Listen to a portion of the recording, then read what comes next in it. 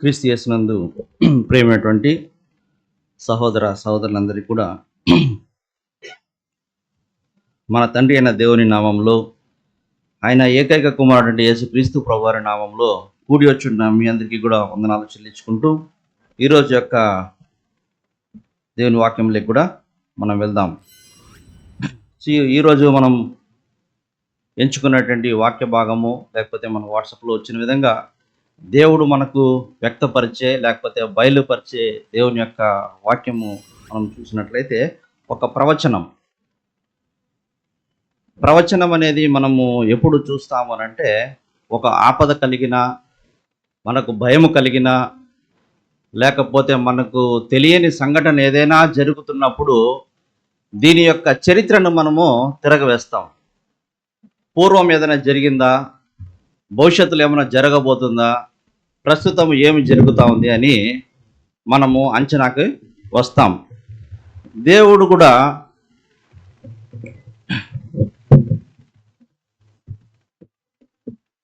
కూడా అనేక విషయాలు ఎవరి ద్వారా వ్యక్తపరచడం అంటే ప్రవక్తల ద్వారానే వ్యక్తపరిచాడు. అవన్నీ కూడా చూసినామంటే ప్రవచనాలే.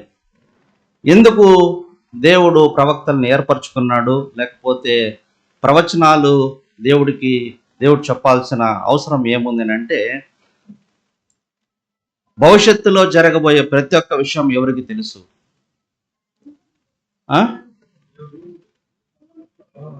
భవిష్యత్తులో జరగబోయే ప్రతి ఒక్కటి కూడా ఎవరికి తెలుసు అంటే దేవునికి తెలుసు. ఆ దేవుని యొక్క మనసులో ఉన్న విషయాలని ప్రవక్తల ద్వారా వ్యక్తపరుస్తుంటాడు. సో అది తెలియజేయడమే ప్రవక్త పని ఏమంటే దేవుని దగ్గర నుంచి పొందుకున్న దాన్ని చెప్పాలి, అంతే ప్రవక్త పని. సో ఆ ప్రవక్త ఏమి చెప్పాలి అని చూసినట్లయితే దేవుని మాటలు చెప్పాలి, భవిష్యత్తులో జరగబోయేటివి చెప్పాలి. ఇది ఆయన యొక్క పని. అయితే ఈ యొక్క ప్రవక్త చేసే పనిలో ప్రవక్త అంటే మనం మీనింగ్ అని మనం చూసినట్లయితే ఇంగ్లీష్లో ప్రాఫిట్ అంటారు. ప్రో అంటే ప్రాఫిట్ని మనం డివైడ్ చేసి రెండు వచనాలు మనము డివైడ్ చేసి చూసుకుంటే ప్రాఫిట్ PRO. ఇప్పుడు శాంసంగ్ ప్రో, లేకపోతే అది యాపిల్ ప్రో. ఇప్పుడు ఈ సెల్ ఫోన్స్ అంతా ఉన్నాయి కదా, అవి ప్రో వర్షన్స్ అన్నీ వస్తూ ఉన్నాయి కదా, వస్తానే లేదా? ఇది ప్రో అన్నీ కూడా వర్షన్స్ వస్తూ ఉన్నాయి. ఏమి ఆ ప్రో అంటే ఫీచర్స్ అంటే అనేక రాబోయేటువంటి మీరు ఊహించిన విషయాలన్నీ కూడా ఆ ప్రోలో ఉంటుంది. సో యాపిల్ ప్రో అంటున్నారు, 11 Pro, 12 Pro, 13 ఇప్పుడంతా కూడా వస్తూ ఉంది. ప్రో అంటే మీరు ఊహించుంటారు, అట్లాంటి వర్షన్స్ అన్నీ కూడా వస్తాయి. ఇప్పుడు మనం లేటెస్ట్గా చూస్తే ఆర్టిఫిషియల్ ఇంటెలిజెన్స్ AI అవన్నీ కూడా మనం ఊహించామంటే ఊహించలేదు, అవన్నీ జరగబోయేటివి. ప్రో అంటే రాబోయేటివి చెప్పడం. వక్త అంటే మాట్లాడే వ్యక్తి, వక్త అంటే వ్యక్తపరిచేవాడు, శ్రోత అంటే వినేవాళ్ళు, శ్రోతలారా అంటే వినేవాళ్ళు, వక్త అంటే మాట్లాడాడు. ప్రవక్త అంటే దేవుని మాటలను వ్యక్తపరిచేవాడు ప్రవక్త. అది జరగబోయే విషయాల్లో వ్యక్తం చేసే ఒక వ్యక్తిని ప్రవక్త అని అంటారు. సో అయితే ఈరోజు ఒక ప్రవచనం అనేది మనం చూస్తూ ఉన్నాం. ఏమి యొక్క ప్రవచనం అంటే, కీర్తన రాసిన గ్రంథము 2వ అధ్యాయంలో ఉన్నటువంటి మనం ఒక అధ్యాయాన్ని మనం చూడబోతున్నాం. సో దానికి ముందుగా ఈ యొక్క ప్రవచనం దేవుడు మనకు ఎందుకు చెప్పాలి, ప్రవక్తల ద్వారా ఈ యొక్క ప్రవచనాన్ని మనము ఎందుకు తెలుసుకోవాలి? మనమైనా ఏదైనా ఆపదలో ఉన్నామా, మనకేదైనా ఇప్పుడు సంభవించిందా, లేకపోతే ఇవన్నీ మనకి ఏదైనా జరిగిందంటే ప్రశాంతంగా నిమ్మలంగానే ఉంది. అయితే ప్రవచనం మనం ఎందుకు చదువుకోవాలి? చదువుకుందాం. ఆమోసు రాసిన గ్రంథము 3వ అధ్యాయం 7వ వచనం. ఆమోసు 3:7 వచనం.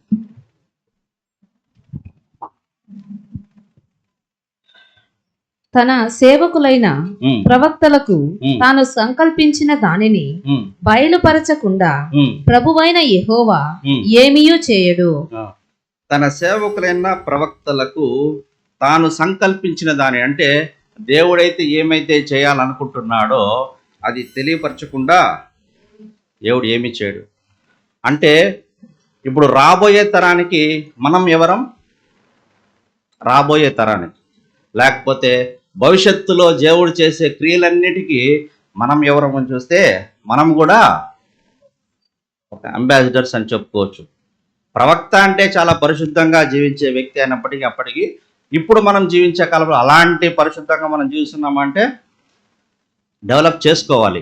ఆ విధంగా చేసినప్పుడు దేవుడు బయలుపరచడానికి మనకు అవకాశం ఉంటుంది. అయితే దేవుడు సంకల్పించిన దానిని ఎవరి ద్వారా తెలియపరుస్తా అంటే ప్రవక్తల ద్వారానే తెలియపరుస్తుంటాడు. ఆ తర్వాత ఇప్పుడు మనం దేవునికి రాయబారులుగా కూడా ఉంటున్నాం. అయితే ఈరోజు దేవుడు మనకు వ్యక్తపరిచే ఒక ప్రవచనం గురించి చూస్తాం.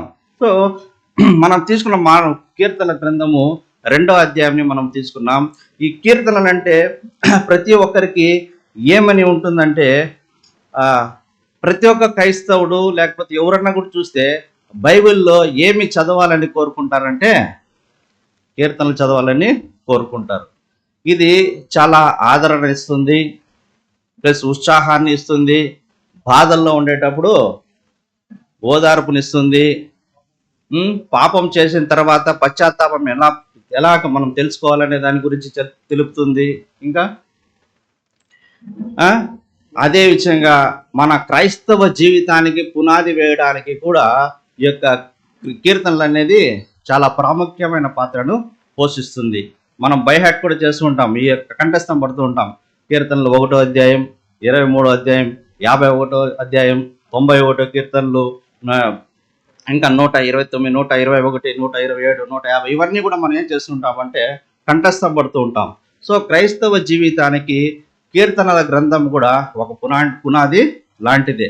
సో అయితే ఈ యొక్క కీర్తన గ్రంథము ఎవరు రాశారు అని చూస్తే ఒక దావీదే రాశాడా అంటే అనేక మంది కలిసి కీర్తనల గ్రంథం రాశారు.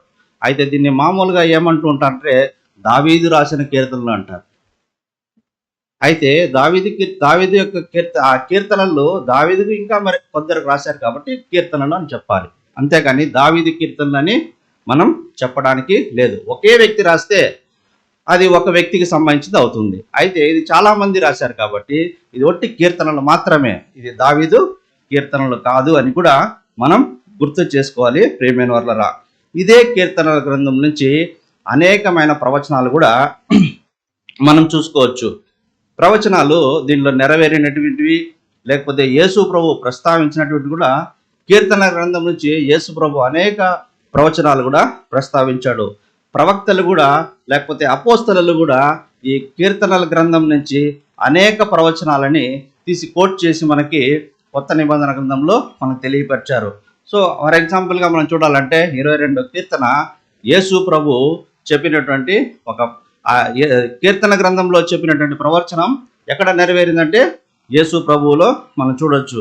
అదే కీర్తన గ్రంథం నుంచి నీ యొక్క శరీరంలో కుళ్ళు పట్టనీయము అనే ఒక వచనం కూడా మనం చదువుకుంటాం. అది కూడా ఎక్కడ నెరవేరిందంటే కొత్త నిబంధనలో నెరవేరింది. ఈ యొక్క ప్రవచనాలన్నీ కూడా ఈ యొక్క దావీదు కీర్తనల్లో కూడా మనం చూస్తాం. ఆ యొక్క క్రమంలోనే మనం చూసుకుంటున్న ప్రవచనం ఏమంటే కీర్తనలు 2వ అధ్యాయం. సో ఇక్కడ కూడా మనం చూసినట్లయితే ఎవరికి ఈ యొక్క ప్రవచనం తెలియజేస్తున్నాడు? దేవుడు సంకల్పించిన దానిని తెలియచేయకుండా ఏమీ చేయడు. అయితే ఇప్పుడు మనం తెలుసుకోవాల్సిన అవసరం ఉంది. దేవుడు ఎవరికి తెలియపరుస్తున్నాడు? అది 3:20 చదువుకున్న విధంగా తన పిల్లలకి. ఇప్పుడు మనమంతా ఎవరం? పిల్లలం. ఇప్పుడు మనం తెలుసుకోవాల్సిన అవసరం ఉందా లేదా? సో తెలుసుకోవాలి కాబట్టి చదువుకుందాం. కీర్తనలు రాసిన గ్రంథము 2వ అధ్యాయం 1వ వచనం.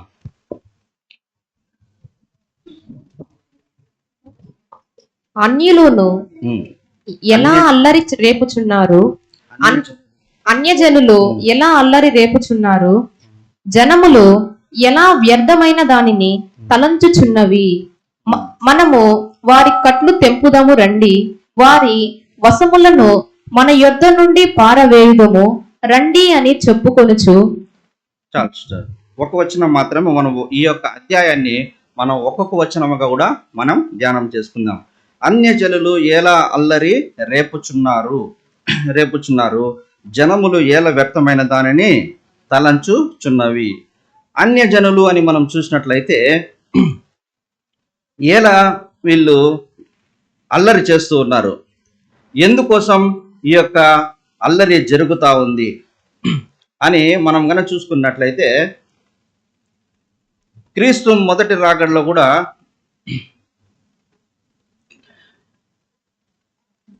యేసు ప్రభు యొక్క మొదటి రాకడ జరిగినప్పుడు వాళ్ళు యేసు ప్రభు పైన ఏమి కుట్ర పన్నారో అని చూస్తే, యేసు ప్రభు యొక్క దేవుని యొక్క మాటలు తీసుకురావాలనేది యేసు ప్రభు ప్రయత్నిస్తే దాన్ని ఏమి చేయాలని చూశారు వీళ్ళందరూ కలిసి కూడి యేసు ప్రభువును వేరే విధంగా చేయాలని కూడా చూసుకుంటాం. అయితే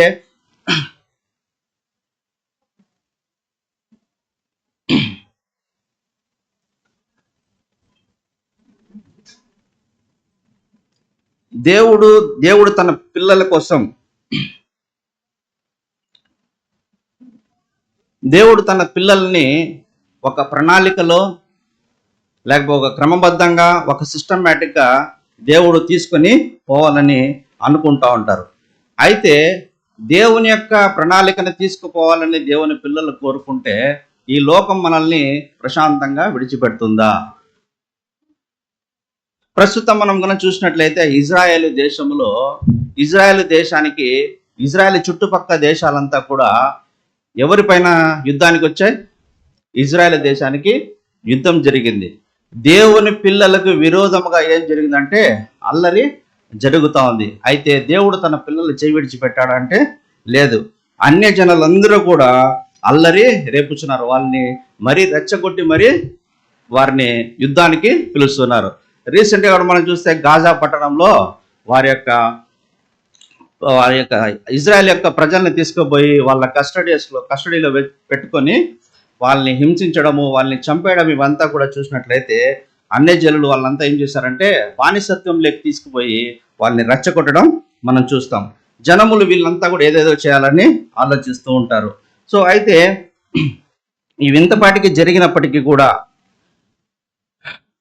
దేవుడు తన ప్రణాళికని ఏం చేస్తున్నాడంటే తెలియజేస్తున్నాడు. జనములు వ్యర్థమైన దానిని వీళ్ళు ఇట్లా అనుకున్నారు, కానీ అయితే దేవుడు మళ్ళా వాళ్ళపైన యుద్ధం చేసి ఇజ్రాయేలీలకు లాస్ట్లో గాజాను విడిపించి అక్కడి నుంచి వాళ్ళని హాస్టేజెస్ను తీసుకొని వచ్చి మళ్ళీ వాళ్ళని సమీకరించి ఇజ్రాయెల్ను పట్టణంగా చేసి ఇవన్నీ కూడా చూసినట్లయితే రెండవ జనములు వ్యర్థమైన దాన్ని తలంచిన దాన్ని దేవుడు తిప్పికొట్టి వాళ్ళని మరలి సమకూర్చడాన్ని కూడా చూస్తూ ఉంటున్నాం ప్రియమైన వాళ్ళరా. సో ఎలా సమకూర్చాడు, ఈ యొక్క ప్రవచనం ఎలా నెరవేరిందని కూడా మనం చూస్తే కీర్తన రాసిన గ్రంథం 40వ అధ్యాయం 7వ వచనం. కీర్తనలు 40వ అధ్యాయం 7వ వచనం.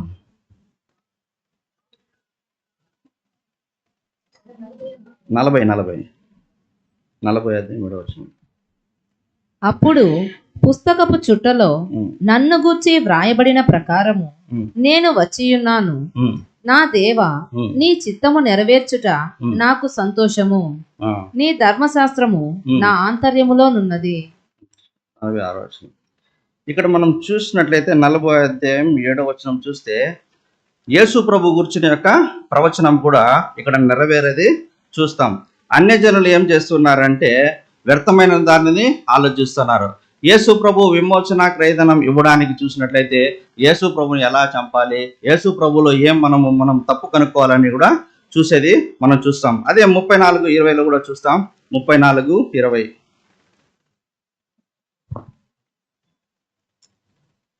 ఆయన వాని ఎముకలన్నిటినీ కాపాడును, వాటిలో ఒక్కటి అయినను విరిగిపోదు.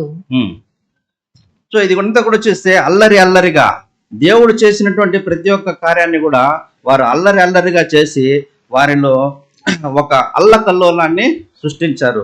దేవుడు యొక్క ఏర్పరచుకున్న ప్రణాళిక ప్రకారం కాకుండా వీళ్ళు అల్లకల్లోలనగా దాన్ని సృష్టించారు. అల్లరి రేపుచున్నారు, అసమాధానం. యేసు ప్రభు మొదటి రాకడలో వచ్చినప్పుడు అంతా ఆ యొక్క సమాజం అంతా కూడా అల్లరిగా చేరింది. అల్లరిగా సమకూడి యేసు ప్రభు యొక్క ప్రణాళికను లేకపోతే దేవుని యొక్క ప్రణాళికను వాళ్ళు తృణీకరించాలని లేకపోతే విరగొట్టాలని కూడా చూశారు. అయితే జరిగిందా అంటే లేదు. దేవుడు ఏదైతే సంకల్పించాడో, దేవుడు ఏదైతే అనుకున్నాడో అది యేసుక్రీస్తు ప్రభువారు క్రూసిఫికేషన్ అంటే ఆ యొక్క శిలువ మరణం పొందడం ద్వారా ప్రపంచానికి మొత్తముగా విమోచన క్రయధనం వచ్చింది అని కూడా మనం చూసుకోవచ్చు. అన్య జనములు ఏలా అల్లరి రేపుచున్నారు, జనములు ఏలా వ్యర్థమైన దానిని ప్రవర్తిస్తున్నారు. వ్యర్థమైంది కదా. ఇప్పుడు యేసు ప్రభు దేవుడు సంకల్పించిన దాన్ని చేయాలనుకుంటే వీరు యేసు ప్రభు ఏదో చేయాలంటున్నారు, కానీ దేవుని ప్రణాళిక ఏదైనా పోయిందా అంటే లేదు. ఖచ్చితంగా యేసు ప్రభువు విమోచన క్రయధనాన్ని ఇచ్చేది అని కూడా మనం చూస్తాం. 22:18 కూడా చదువుకుందాం. కీర్తనలు 22:18.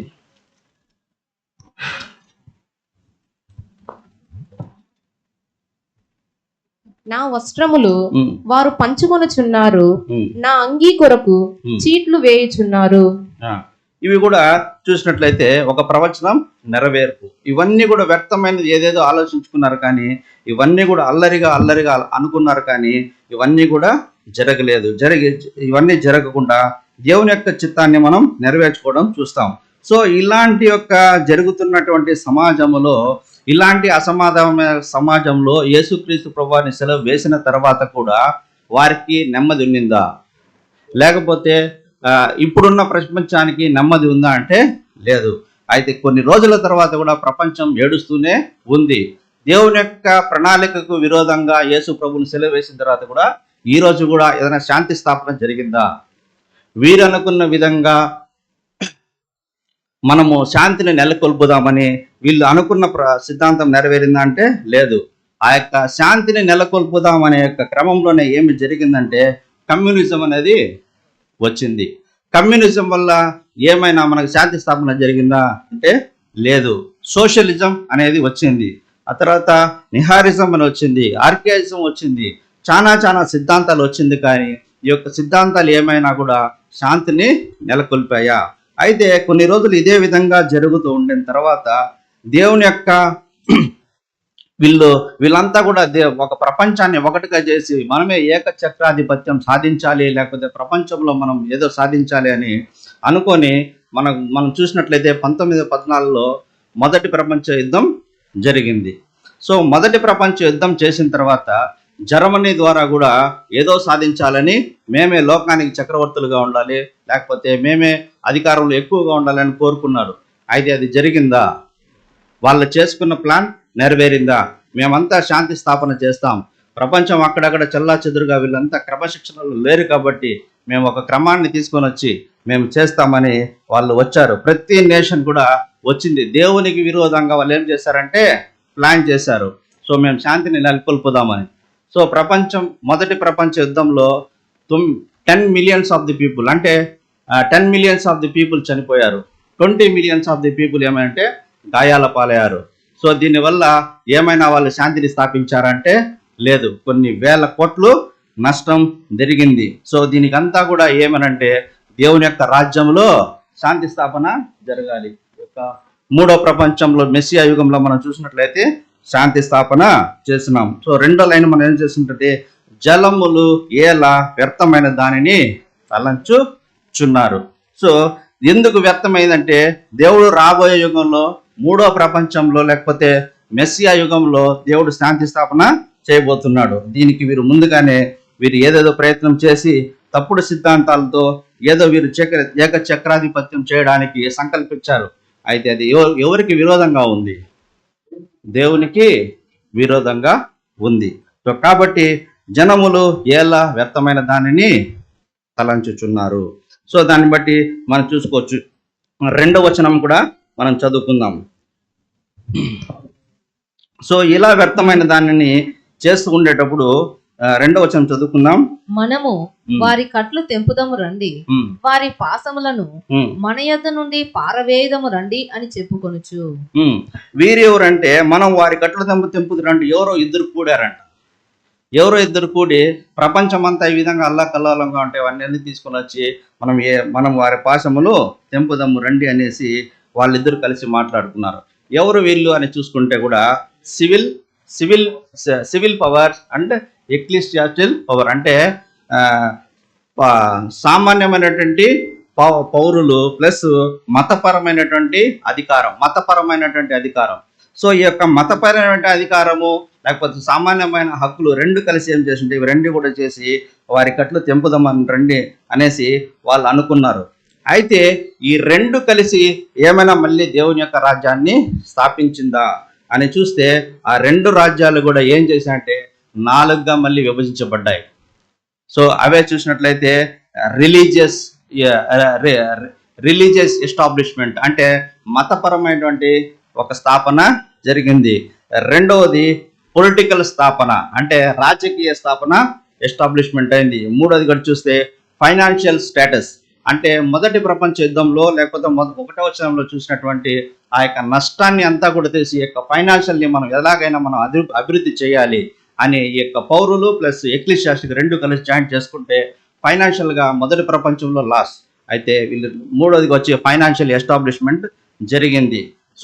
సో ఈ పొలిటికల్ కానీ రిలీజియస్ కానీ ఫైనాన్షియల్ కానీ తీసుకుంటే ఈ యొక్క సోషలిజం కానీ ఇవన్నీ ఏమైనా సాధించి పెట్టాయా అంటే వారి యొక్క కట్లు తెప్పదం మరి రండి వీరిని కూడుకున్నటువంటి ఈ యొక్క ఆలోచన ఎవరు మళ్ళీ వేరు చేశారంటే దేవుడు మళ్ళీ వాళ్ళని విడగొట్టడం చూస్తాం. సో ఎందుకంటే ప్రజెంట్ సిచ్యువేషన్ ఏదైతే ప్రస్తుతంగా జరుగుతున్నటువంటి ఈ యొక్క అసమానతలు ఏదైతే ఉందో పడిపోయిన రాజ్యాలను మనం కట్టుదాం రండి అని వీళ్ళు నలుగురు ఏం చేస్తారంటే పొలిటికల్, ఫైనాన్షియల్, మళ్ళీ సిటిజన్షిప్ మరియు ఎక్లిసియాస్టికల్ ఇవి 4 కూడా రాజకీయం ఈ 4 కలిసి ఒక స్థాపన చేయాలని కోరుకున్నాయి. అయితే ఆ 4 అనుకున్న విధంగా అది జరిగిందా? చదువుకుందాం. యెషయా రాసిన గ్రంథం 8వ అధ్యాయం 9వ వచనం 10వ వచనం. యెషయా 8వ అధ్యాయం 9వ వచనం.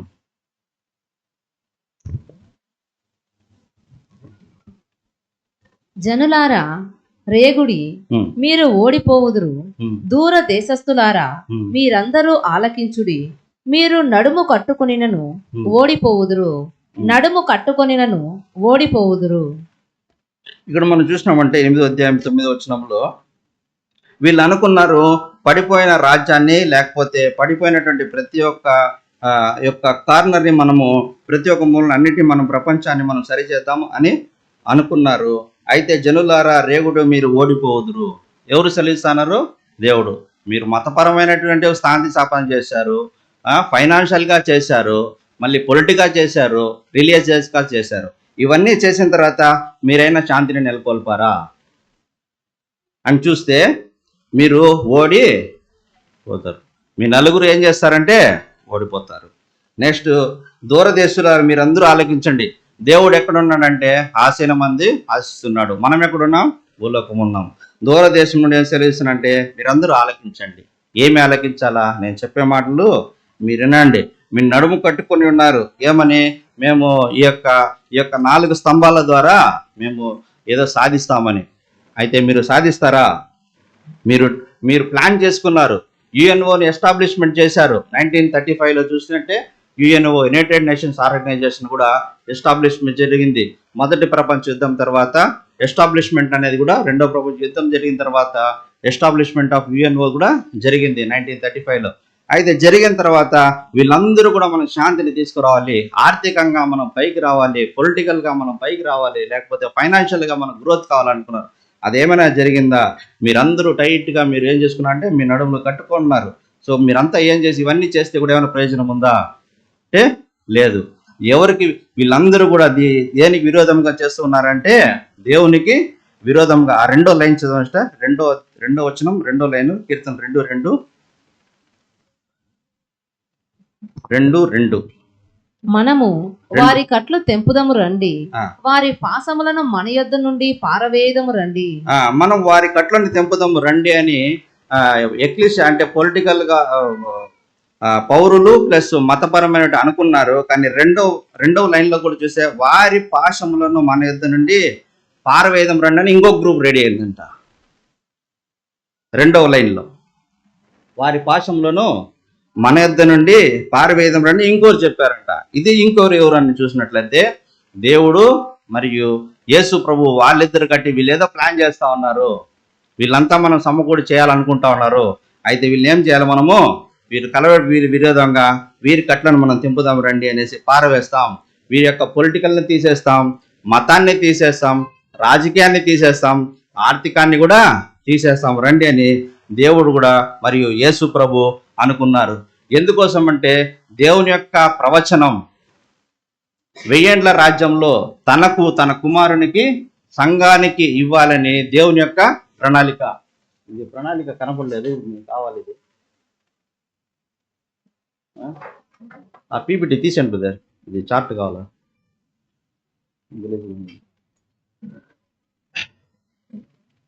తీసండి పీపీటీ, చార్ట్ పెట్టండి. పీపీటీ వద్దులు.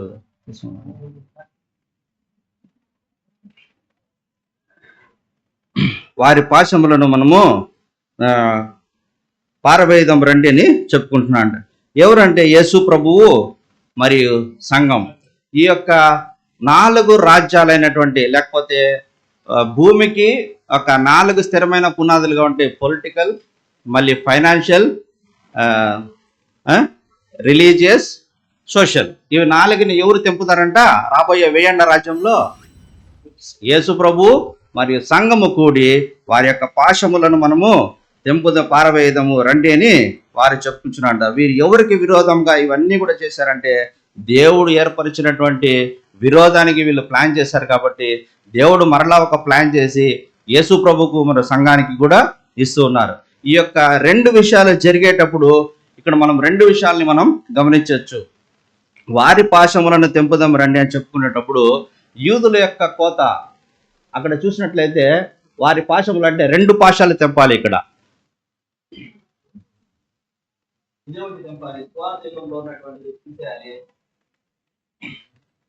ఆ జూయిష్ అంటే యూదుల యొక్క కోత ముగించాలి. సువార్త యొక్క యుగం యొక్క ఉన్నటువంటి ఎస్టాబ్లిష్మెంట్, దేవుని యొక్క రాజ్యానికి ఎస్టాబ్లిష్మెంట్ ముందున్న సువార్త యుగంలో ఉన్నటువంటి 4 స్తంభాలను కూడా కూల్చేయాలి.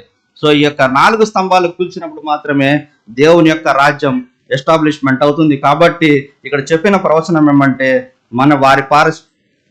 మన యొద్ద నుండి పారవేయదము రండి అని దేవుడు చెప్పినటువంటి ప్రవచనం మనం ఇక్కడ ఈ యొక్క ప్లాన్లో కూడా మనం చూసుకోవచ్చు.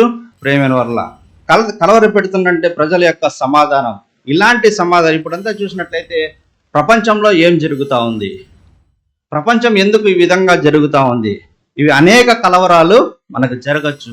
అయితే ఈ యొక్క కలవరాల్లో ఎవరికి మాత్రం శాంతి, ఎవరికి మాత్రం సమాధానం ఉందంటే యేసుక్రీస్తుకు మరి వారి సంఘానికి.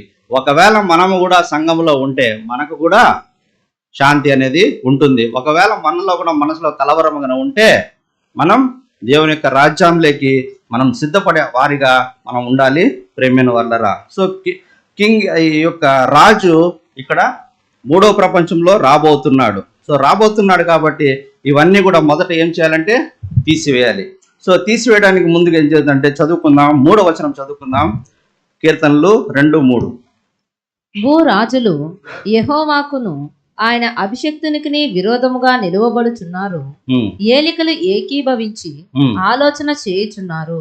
చూడండి, భూరాజులు అంటే భూమిలో ఉన్నటువంటి రాజులు వీళ్ళంతా కూడా ఏం చేస్తున్నారంటే ఈ 4 స్తంభాలు కూడా దేవుని యొక్క రాజ్యానికి, ఆయన యొక్క అభిషక్తునికి, యేసు ప్రభుకు మరి యొక్క అభిషక్తునికి విరోధముగా జరుగుతూ ఉన్నాయి. ఏర్పరచుకున్న వారి నిమిత్తం, దేవుడు సంకల్పించిన దాన్ని ఏర్పరచుకున్న వారి నిమిత్తము ఈ యొక్క 3వ ప్రపంచం సిద్ధపరుస్తూ ఉంటే భూరాజులు ఏం చేస్తున్నారంటే యెహోవాకును ఆయన అభిషక్తునికి విరోధముగా చేస్తున్నారు. ఇది ఎంతవరకు దేవుడు సహించగలడు? ఎందుకంటే వీరికి స్వాతంత్రం కావాలి, వీళ్ళే రాజ్యం ఏలాలి, ఈ ప్రపంచం వీళ్ళ కంట్రోల్లో ఉండాలి, ఈ మొత్తం ప్రపంచం వీళ్ళకి రావాలి. అయితే దేవుడు ఊరుకుంటాడా? దేవుడు ఊరుకుంటాడా? భూరాజులు యెహోవాకును ఆయన అభిషక్తునికి విరోధంగా నిలవబడుచున్నారు. ఈ మొత్తం ప్రపంచం వాళ్ళ కంట్రోల్లో ఉండాలి. ఇప్పుడు కూడా చూసినట్లయితే ప్రపంచం ఏమైనా శాంతిగా ఉందా? ఇండియా పాకిస్తాన్ బార్డర్లో ఏం జరుగుతూ ఉంది? వార్ జరుగుతూ ఉంది. మరి ఇజ్రాయెల్ చుట్టుపక్కల దేశాల్లో ఏం జరుగుతూ ఉంది? యూరోప్ కంట్రీలో ఫైనాన్షియల్ స్టేటస్ చూస్తూ ఉంటే ఆ యొక్క డాలర్ విలువ ఎంత పడిపోయింది. మార్కెట్ ప్రైస్ చూస్తే ఫుల్ డౌన్లో ఉంది. గోల్డ్ ప్రైస్ చూస్తే 1,00,000 రూపాయలు దారిపోయింది. ఫైనాన్షియల్ స్టేటస్ ప్రపంచంలో ఏ విధంగా ఉంది? సో ఈ ముస్లిం కంట్రీ చూస్తే పెట్రోల్ కోసం, ఆయిల్ కోసం ఎంత గొడవలు జరుగుతూ ఉంది. సో కొన్ని చోట్ల ఆఫ్రికన్ కంట్రీ చూస్తే ఒకరోజు ఫుడ్ కూడా లేకుండా 400 40 మిలియన్ పీపుల్ ఏమన్నా ఆకలితో ఉన్నారు. సో ఇవన్నీ కూడా చూసారంటే భూరాజులు ఇవన్నీ మన కంట్రోల్లో తెచ్చుకోవాలి, మనం ఆర్థికంగా చాలా గట్టిగా ఉండాలనుకున్నారు. సో ఆర్థికంగా స్ట్రాంగ్గా ఉండాలని చూస్తే గోల్డ్ రేటు ₹1,00,000. సో డాలర్ విలువ fully down. American market price చూస్తే కదా 200% ప్రైజెస్ ఇంక్రీజ్లో ఉంది. సో నియర్లీ 300% రీసెంట్గా మనం అమెరికా యొక్క సెన్సెక్స్ చూస్తే ఫుల్లీ ప్రైస్ అయితే ఇంక్రీజ్ అయ్యింది. సో వీళ్ళందరూ దేనికి విరోధంగా చేస్తూ ఉన్నారు? సో ప్రపంచాన్ని వీళ్ళు కంట్రోల్లో పెట్టుకోవాలని చేస్తూ ఉన్నారు.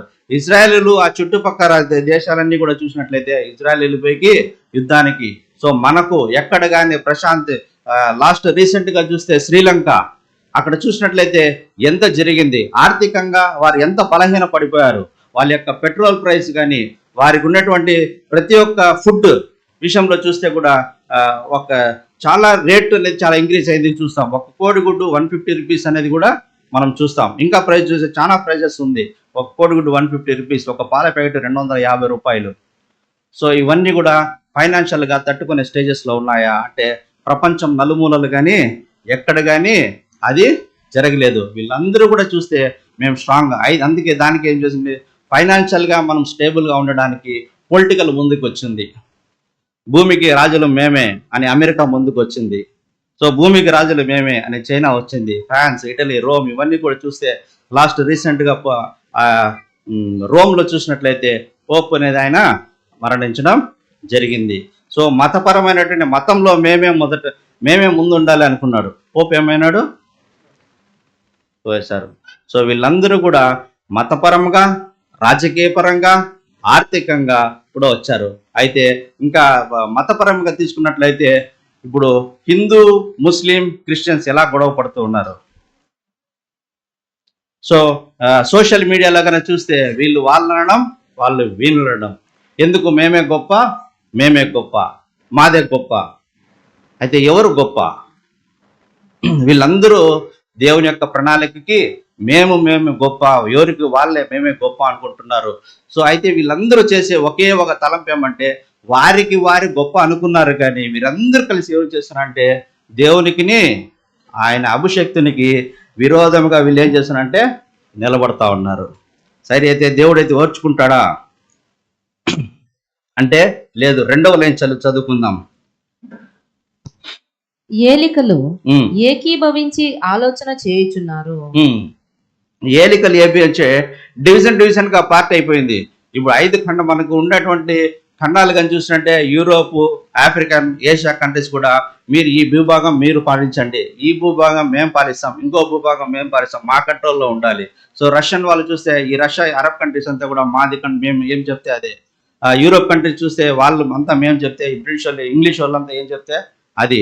ఈ ఏషియా కంట్రీ అంతా కూడా చూస్తే ఏషియా కంట్రీ కూడా భారతదేశం, మిగతా మిత్ర దేశాలు అన్ని కలిపి కూడా వీళ్ళు ఏలికలు చేస్తాను. వీళ్ళు డివిజన్ చేసుకునేసారు. ఇవంతా మాది, ఇవంతా మేము అనేసి డివిజన్ చేసుకున్నారు.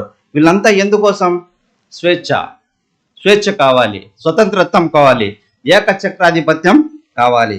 అయితే వీళ్ళంతా కూడా ఏకచక్రాధిపత్యం కావాలని వీళ్ళు ఏం చేసుకున్నారంటే ఏలికలు ఏకీభవించి ఆలోచన చేస్తున్నారు. అయితే దీనికి దేవుడి ఛాన్సర్ ఏమో తెలుసా?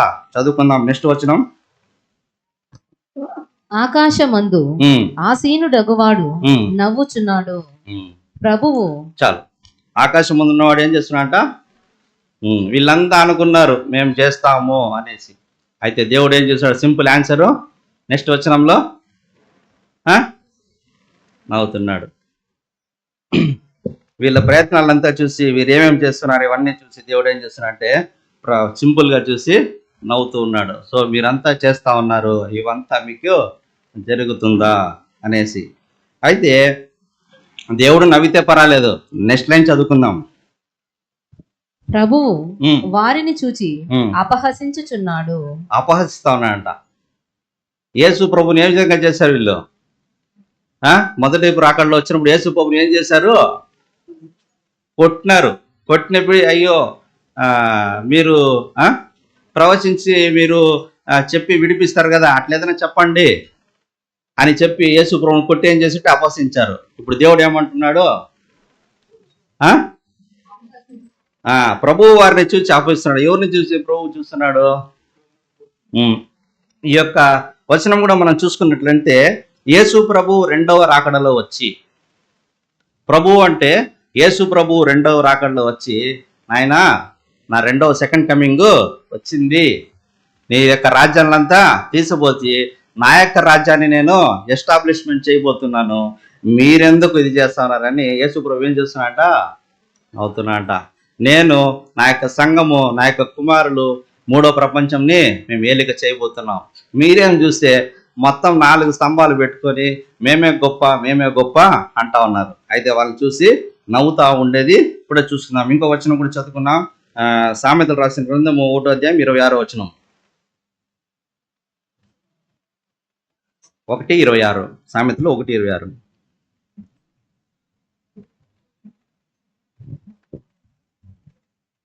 కాబట్టి మీకు అపాయము కలుగునప్పుడు నేను నవ్వెదను, మీకు భయము వచ్చినప్పుడు నేను అపహాస్యము చేసేదను. చూసారా, ఇప్పుడు ప్రపంచంకంతా ఏం జరిగింది? అపాయం వచ్చిందా? ఫైనాన్షియల్ క్రైసిస్ లో ఉండారా? భయం వచ్చిందా? ఏం జరుగుతుందో, మా పార్టీ ఉంటుందో, యా పార్టీ ఉంటుందో, ఏ పార్టీ ఎప్పుడేమవుతుందో భయం కలిగిందా? అపాయం చూసినట్లయితే ఈ పీపీటీ సరిలేదు, మనం చూసుకున్నాం. బయట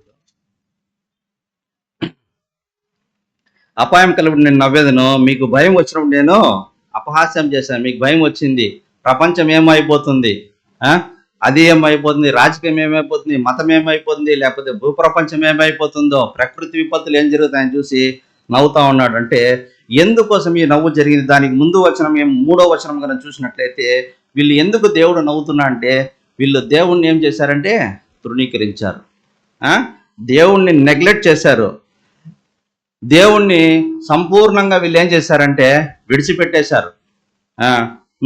దేవునికి వీళ్ళు దేవుని యొక్క చేతికి అప్పగించాల్సిన, లేకపోతే దేవునికి మొరపెట్టాల్సింది పోయి వీరికి వీరే రాజుగా అనుకున్నారు.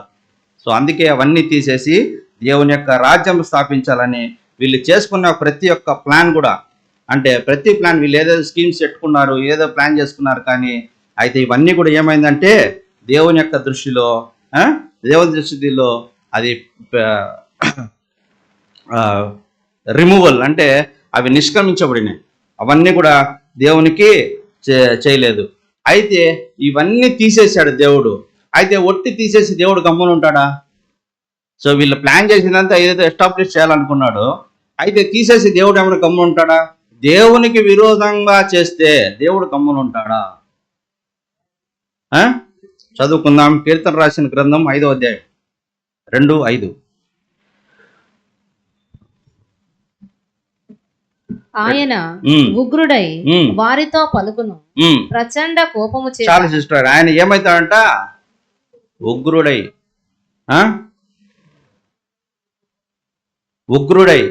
ఆయన కంటిన్యూస్ గా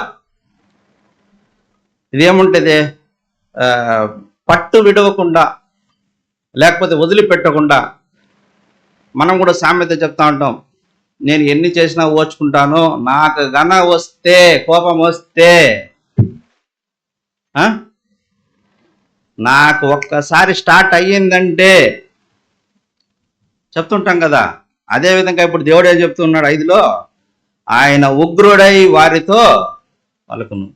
దేవుడు అయినా కూడా కరుణా సంపన్నుడే, ఉగ్రుడై సైలెంట్గా ఉండా, నేను మళ్ళీ కూడా మీతో చెప్తా, మీరేం చేయాలనేది నేను చెప్తా, నా కోపం మాత్రమే కాదు, నేను మాటలు కూడా మీకు చెప్తా అన్నాడు. పట్టు వీడకుండా దేవుణ్ణి మనం ఈ లోకం ఏం చేసిందంటే అశ్రద్ధ చూపించింది. మీకు రాబోయేటువంటి కొన్ని దినములలో ద గ్రేట్ ట్రిబులేషన్, అది గొప్ప శ్రమలు రాబోతుంది. అయితే గొప్ప శ్రమలు మీకు రాబోతుందని చూసి వాళ్ళంతా కూడా ఏం చేస్తున్నాడంటే తల్లకిందులు చేసుకున్నాడు. వాళ్ళని చూస్తే లోకంతో అంటున్నాడు, ప్రచండ కోపం చేత వాళ్ళని తల్లడింప చేస్తాను. కోపపడినాడు. కోపపడిన తర్వాత ఒక మాట ఏం చెప్పాడు, నెక్స్ట్ లైన్ మనం చూస్తే, ప్రచండ కోపం చేత వాళ్ళని తల్లడిస్తాను, వాళ్ళని శ్రమల పాలు చేస్తాను, వారిని నేను కష్టాలకు అనుభవిస్తాను, శ్రమలకి గురి చేస్తాను. ఇవన్నీ కూడా అంటున్నాడు. ఎందుకు? దేవుని యొక్క మాటలకు లోబడలేదు కాబట్టి. దేవుని యొక్క ప్రణాళికకు వీరు విరోధంగా చేస్తున్నారు కాబట్టి, దేవుని యొక్కను వీళ్ళు గుర్తించలేదు కాబట్టి, ఇవన్నీ కూడా దేవుడు ఉగ్రుడై వారితో ఏం చేస్తానంటే మిమ్మల్ని అంతా కూడా ఏం చేస్తానంటే నేను నా కోపము చేత మిమ్మల్ని తల్లడింప చేస్తాను. అయితే దీనికి మనం తీసుకోవాల్సిన విరుగుడు ఏమి, లేకపోతే దీన్ని మనం ఏమిగా మనం తీసుకోవాలి? సంఘంగా ఉన్నటువంటి మనకి ఇది ఏమి హెచ్చరిక అంటే, దేవుడు ఎవరినైతే కొడతాడో, ఎప్పుడైతే మన కోపం వస్తుందో వారిపైన కూడా మనకు ప్రేమ కూడా వస్తుంది. అయితే దేవుడు రాబోయేటువంటి రాజ్యంలో, లేకపోతే కొన్ని రోజుల్లో జరగబోయేటువంటి ఆ యొక్క కోపము చేత ఈ యొక్క ప్రపంచం నాశనం కాబోతా ఉంది. ఆ నాశనం కాబోయే ప్రపంచంలో ఎవరున్నా అంటే నువ్వు నేను సంఘంగా అభిషక్తుడు యొక్క సంఘం కొంచెం భాగము ఫీట్ క్లాస్గా మనం మిగిలి ఉన్నాం. సో ఈ మిగిలి ఉన్న మనకు దేవుడు ఇచ్చేటువంటి హెచ్చరిక ఏమంటే, మీరు ఇక్కడ విడవబడి ఉన్నారు, మీరు ఇంకా కొంచెం సంఘం ఇక్కడ ఉంది కాబట్టి దీన్ని మీరు హెచ్చరిక తీసుకోండి. నాకు కోపం వస్తా ఉంది, ప్రపంచ రాజ్యాలు అన్నీ కలిపి ఈ యొక్క నాకు విరోధంగాను, నా కుమారుడికి అభిషక్తునికి విరోధంగాను లేస్తూ ఉంటాయి. అయితే నేను యొక్క ప్రపంచాన్ని ఏం చేస్తానంటే నేను ఉగ్రతతో పాడు చేస్తాను. అయితే మీరు మాత్రం ఏం చేయాలంటే నా మాటలు మీరు వినాలి, నా మాటలు విని మీరు ప్రేమకు లొంగండి. నేను ఇంకా మీ పైన ఏం చేస్తానంటే కనికరాన్ని నేను మీకు చూపిస్తా ఉన్నా. ఎవరైతే దేవుని వైపు తిరుగుతారో దేవుని యొక్క కృప వారికి ఉంటుంది. రాబోయేటువంటి ఉగ్రతలో మనం కూడా ఉన్నాం. ఇప్పుడే మనం చూసినట్లయితే ప్రపంచం అల్లకల్లోలంగా ఉంది. మీకు చాలా విషయాలు ప్రవచనాల్లో మనం చూసినట్లయితే చాలా విషయాలు ఉన్నాయి. సో అవన్నీ కూడా మనం దేవుని యొక్క ఉగ్రత చాలా దగ్గరలో ఉంది. సో కాబట్టి మనం లిమిటెడ్గా ఉన్నాం. దేవుని యొక్క సంఘం మనం ఉన్నాం కాబట్టి దేవుడు మన పైన ఇప్పుడు ఏం చూపిస్తాడంటే కృప లేకపోతే దయ మన పైన, ఈ రెండు మన సంఘం పైన చూస్తున్నాడు. ఇప్పుడు మనం ఏం చేయాలంటే దేవుని యొక్క మాటలకు మనం లోబడేది. చదువుకుందాం ఇంకొక వచనం కూడా, మత్తయి రాసిన సువార్త 24వ అధ్యాయం 22వ వచనం. మత్తయి రాసిన 24:22.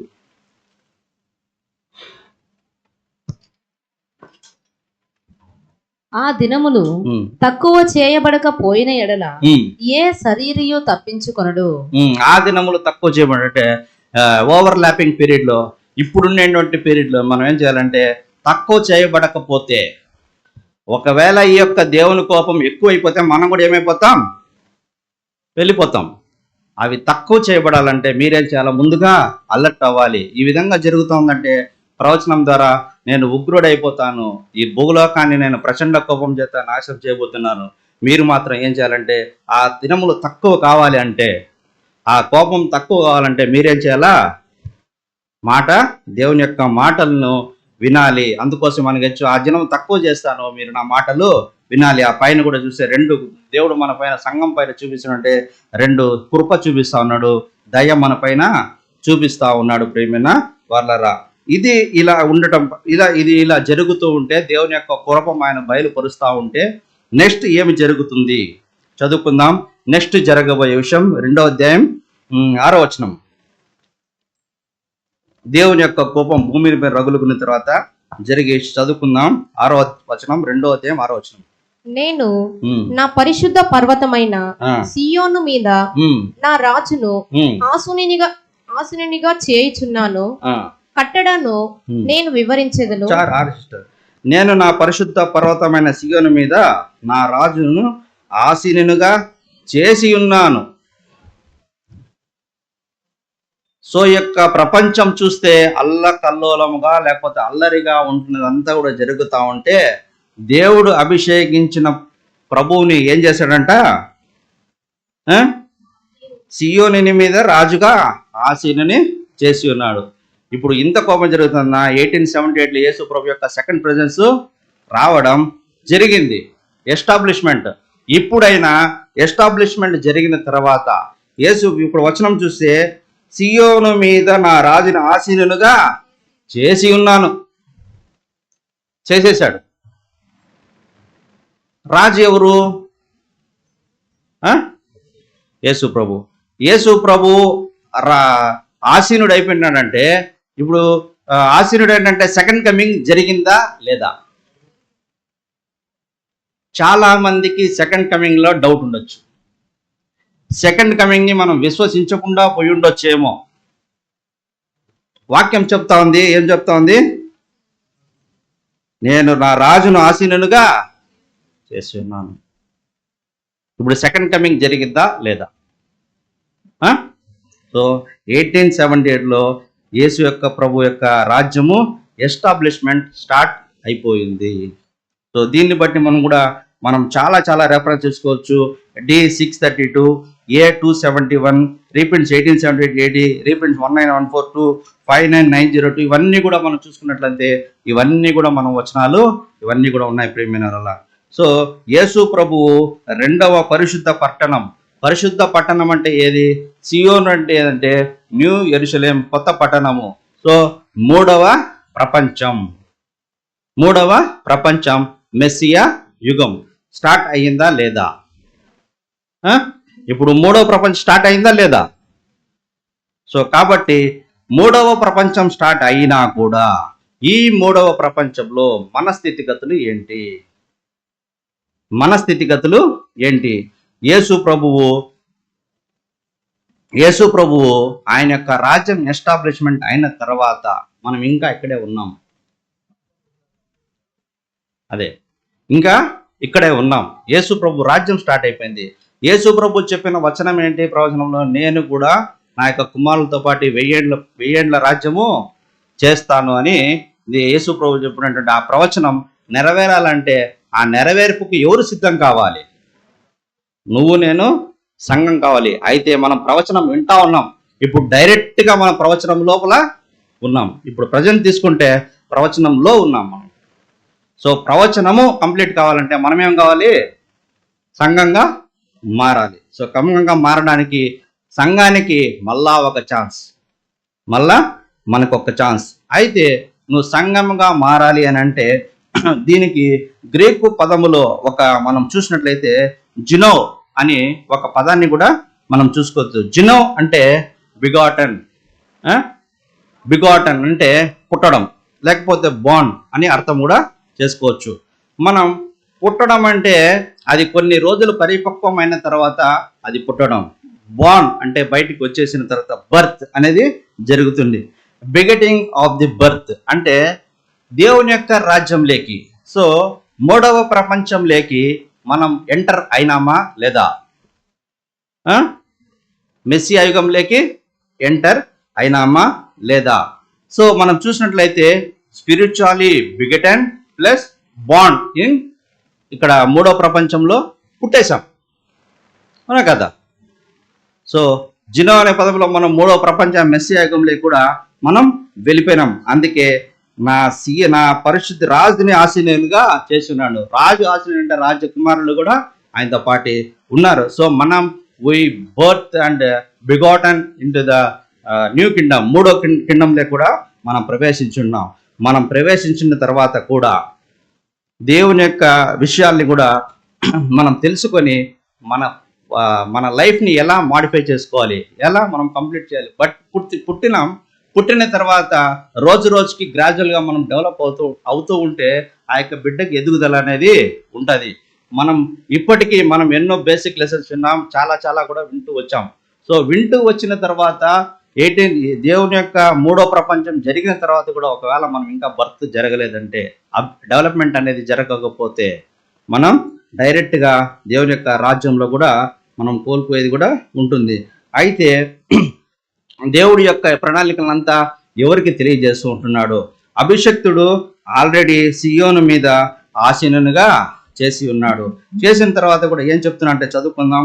2:7 చదవండి.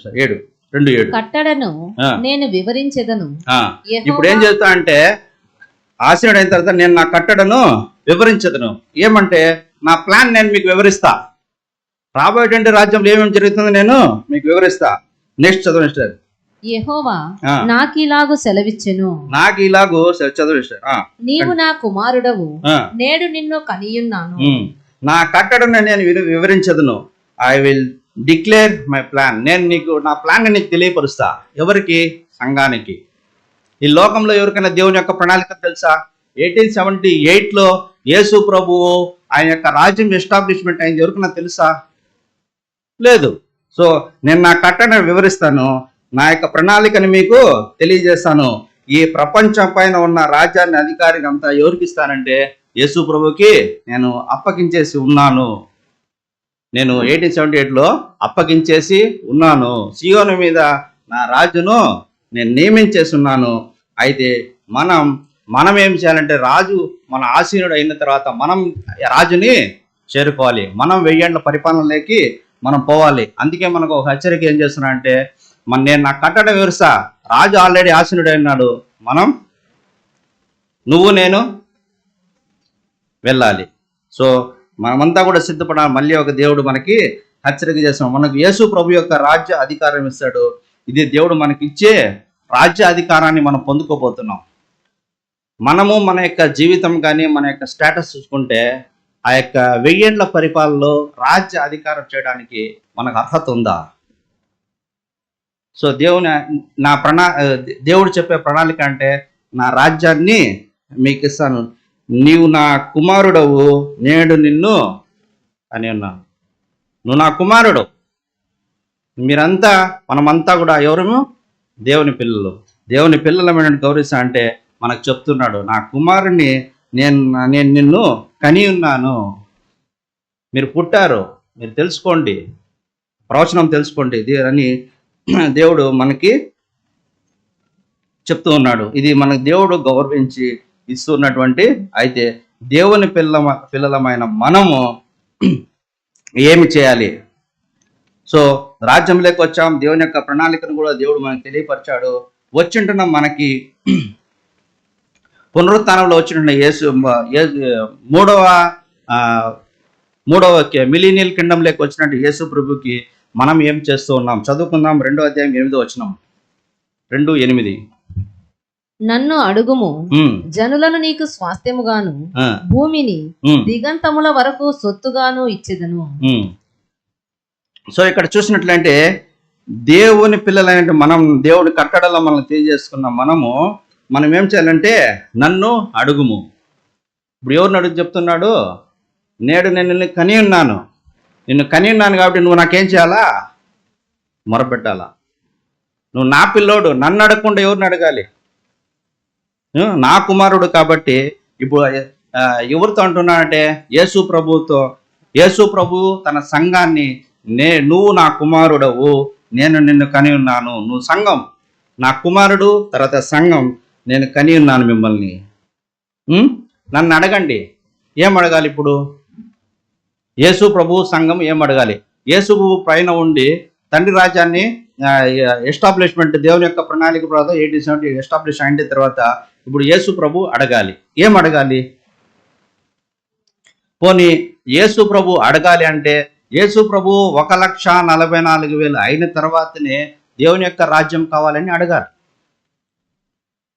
యేసు ప్రభు ఆ యొక్క 1000 ఏళ్ల రాజ్యం అధికారం నాకు ఇవ్వండి అని యేసు ప్రభు తండ్రిని అడగాలి అని అంటే 1,44,000 మంది యేసు ప్రభుతో ఉండాలి. అవునా కదా? మనమంతా వెళ్ళిన తర్వాతే కదా రాజ్యం ఎస్టాబ్లిష్మెంట్ జరుగుతుంది. కాబట్టి యేసు ప్రభు అడగాలి అని అంటే సంఘం కంప్లీట్ కావాలి. సంఘం కంప్లీట్ కావాలంటే మనమంతా ఏడున్నాం? భూలోకంలోనే ఉన్నాం. సో సంఘం కంప్లీట్ అయితే యేసు ప్రభు అడగడానికి కూడా మనము ఇంకా పెండింగ్లో ఉన్నాం. సో మనం పెండింగ్లో ఉన్నామంటే మనం ఏం తెలుసుకోవాలంటే, ప్రవచనం నెరవేరబోతా ఉంది. ఆ ప్రవచనంలోకి మనం వెళ్ళబోతూ ఉన్నాం. అయితే మనం కూడా అడగాలి. ఏమనంటే, అడిగితే ఏమి ఇస్తారంట? చదువుతాం, కంటిన్యూషన్. జనములను నీకు స్వాస్థ్యముగాను. చాలు సిస్టర్. జనములు నీకు స్వాస్థ్యంగాను ఇస్తాను. జనములనంటే 1000 ఏళ్ల పరిపాలన మనం ఎవరిపైన పరిపాలించేది? నన్ను అడుగు, జనములు నీకు స్వాస్థ్యంగా ఇస్తాను అంటే సంఘానికి యేసు ప్రభుకు దేవుడు ఏం సెలవిస్తానంటే, నన్ను అడగండి. సియోన్ ఆల్రెడీ 1870 ఎస్టాబ్లిష్మెంట్ అయిన తర్వాత నన్ను అడుగు, నేను నీకు ఇస్తా. ఎవరిని ఇస్తా? జనములనే రాజ్యంగా ఇస్తా. దీని యొక్క మీనింగ్ మనం చూసినట్టే, ఇప్పుడు ప్రపంచాన్ని అంతా కంట్రోల్ చేస్తా ఉంది ఎవరంటే తండ్రి అయిన దేవుడు. ప్రపంచాన్ని కంట్రోల్ చేస్తూ ఉన్నారు. దేవుని యొక్క జ్ఞానంలో ఈ యొక్క ప్రపంచం నడుస్తూ ఉంది. అలాంటి దేవుడు సర్వోన్నతుడు. దేవుని గురించి చెప్పాలంటే చాలా పెద్ద విషయం అది. చాలా చాలా గొప్ప విషయం అది. చాలా గొప్ప విషయము. అలాంటి దేవుడు మనకేం చేస్తున్నాడు? అడగంటే నేను ఇస్తాను అంటే దేవుని యొక్క రాజ్యంలో ఒక ముక్కను తీసి మనకి ఇస్తాను. దేవుడు ఇప్పుడు పరిపాలించేటువంటి దేవుని యొక్క పరిపాలన తీసి నా పరిపాలన నేను మీకు ఇస్తాను. నా పరిపాలన ఇప్పుడు ప్రపంచం మొత్తాన్ని నేను పరిపాలిస్తాను కదా, ఆ పరిపాలన నా అభిషక్తునికి నా కుమారునికి నేను మిమ్మల్ని కని ఉన్నాను కాబట్టి నీకు ఈ రాజ్యాన్ని ఇస్తా. 1000 ఏండ్ల పరిపాలన, జనములను నీకు స్వాస్థ్యంగా ఇస్తాను. జనములు నీకు స్వాస్థ్యంగా ఇస్తా. అదే నన్ను అడుగుము, జనములను నీకు స్వాస్థ్యముగా ఇస్తాను అంటున్నాడు. సో కాబట్టి అడగాలి అని అంటే మనము సంఘంగా మారాలి. సో ఎంతవరకు ఇస్తాడంట అడిగితే, జనముల స్వాస్థ్యం ఎంతవరకు ఇస్తాడంట చదువుదాం. భూమిని దిగంతముల వరకు సొత్తుగాను ఇచ్చేదను. భూమిని దిగంతముల వరకు నీకు సొత్తుగా ఇస్తాడంట. భూమి దిగ అంటే ఆఖరి ఎడ్జ్ అంటే లాస్ట్. సో భూమి దిగంతముల వరకు ఇచ్చినా కూడా, భూమి ప్రస్తుత ఒకవేళ భూమి దిగంతముల వరకు ఇచ్చినా కూడా ఇప్పుడు ప్రజెంట్ భూమిలో ఏముందంటే డార్క్నెస్ అనేది ఉంది, చీకటి కమ్మి ఉంది. సో అది కూడా చదువుకుందాం. యెషయా రాసిన గ్రంథము 6వ అధ్యాయం 2వ వచనం. యెషయా 62.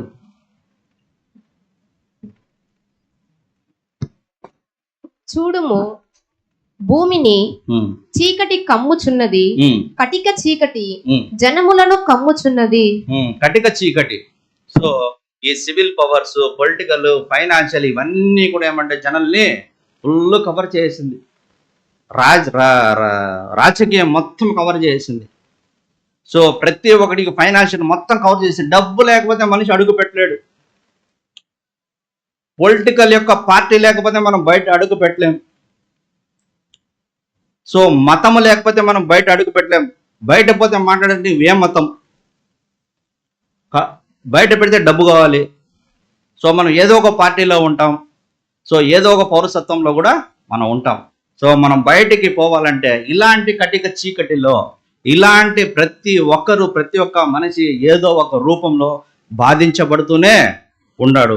ఈ యొక్క వాక్యం ప్రతి ఒక్కటి కూడా బాధించబడుతూ ఉన్నాడు. అట్లాంటి బాధించబడే మనుషుల దగ్గర నుంచి కూడా ఎవరు బాధిస్తూ ఉన్నదంటే సాతాను తన యొక్క వారసత్వంగా ఉన్నటువంటి ఆ యొక్క సాతాను దాని యొక్క ఫ్యామిలీ జనరేషన్ కూడా ఏం చేస్తామంటే అది ఇంకా కట్టి పెట్టుకునే ఉంది.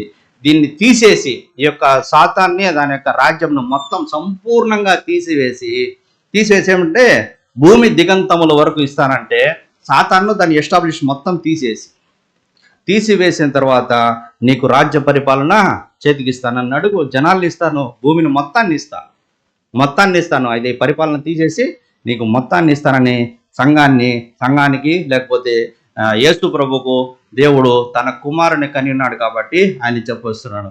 అయితే ఈ రాజ్యాన్ని స్థాపించి తీసేదానికి ఎవరికి మాత్రం అధికారం అంటే మొదట దేవుడు ఈ యొక్క డార్క్నెస్ మొత్తాన్ని తీయడానికి దేవునికి పవర్ ఉంది. ఆ యొక్క దేవుని యొక్క పనిలో దేవుడు చేసేటువంటి ఈ యొక్క కటిక చీకటిని పారదోలేటువంటి పనిలో ఎవరు భాగస్వాములుగా ఉన్నామంటే మనం కూడా భాగస్వాములుగా ఉన్నాం. సో దేవునితో మనం జతపని వారుగా మారడానికి కూడా మనకు ఇప్పుడు ఒక అవకాశం ఉంది. సో 6 కాల సంఘాలు లేకపోతే మొదటి కాలం నుంచి 6 కాలాలు చూస్తే దేవునికి వారు పనిచేశారు. సో 7వ కాలంలో మనకి కూడా దేవునితో పాటు పని చేయడానికి అవకాశం దొరికింది. ఈ కటిక చీకటిని పారదోలాలంటే సంపూర్ణంగా దాని నుంచి తీసివేసి మన రాజ్యం మన చేతిలోకి రావాలి అంటే లేకపోతే మిలీనియంలో మనం వెళ్ళాలి అని అంటే దేవునితో పాటు మనం పనిచేయడానికి సంఘానికి 7వ కాలంలో ఉంటున్నట్టు మనకి కూడా ఒక అవకాశం. అయితే ఈ అవకాశాన్ని మనం ఉపయోగించాలి ప్రియమైన వాళ్ళరా. ఇంకొక వచనం కూడా చదువుకుందాం. దానియేలు రాసిన గ్రంథము 2వ అధ్యాయం 44వ వచనం. 2:44.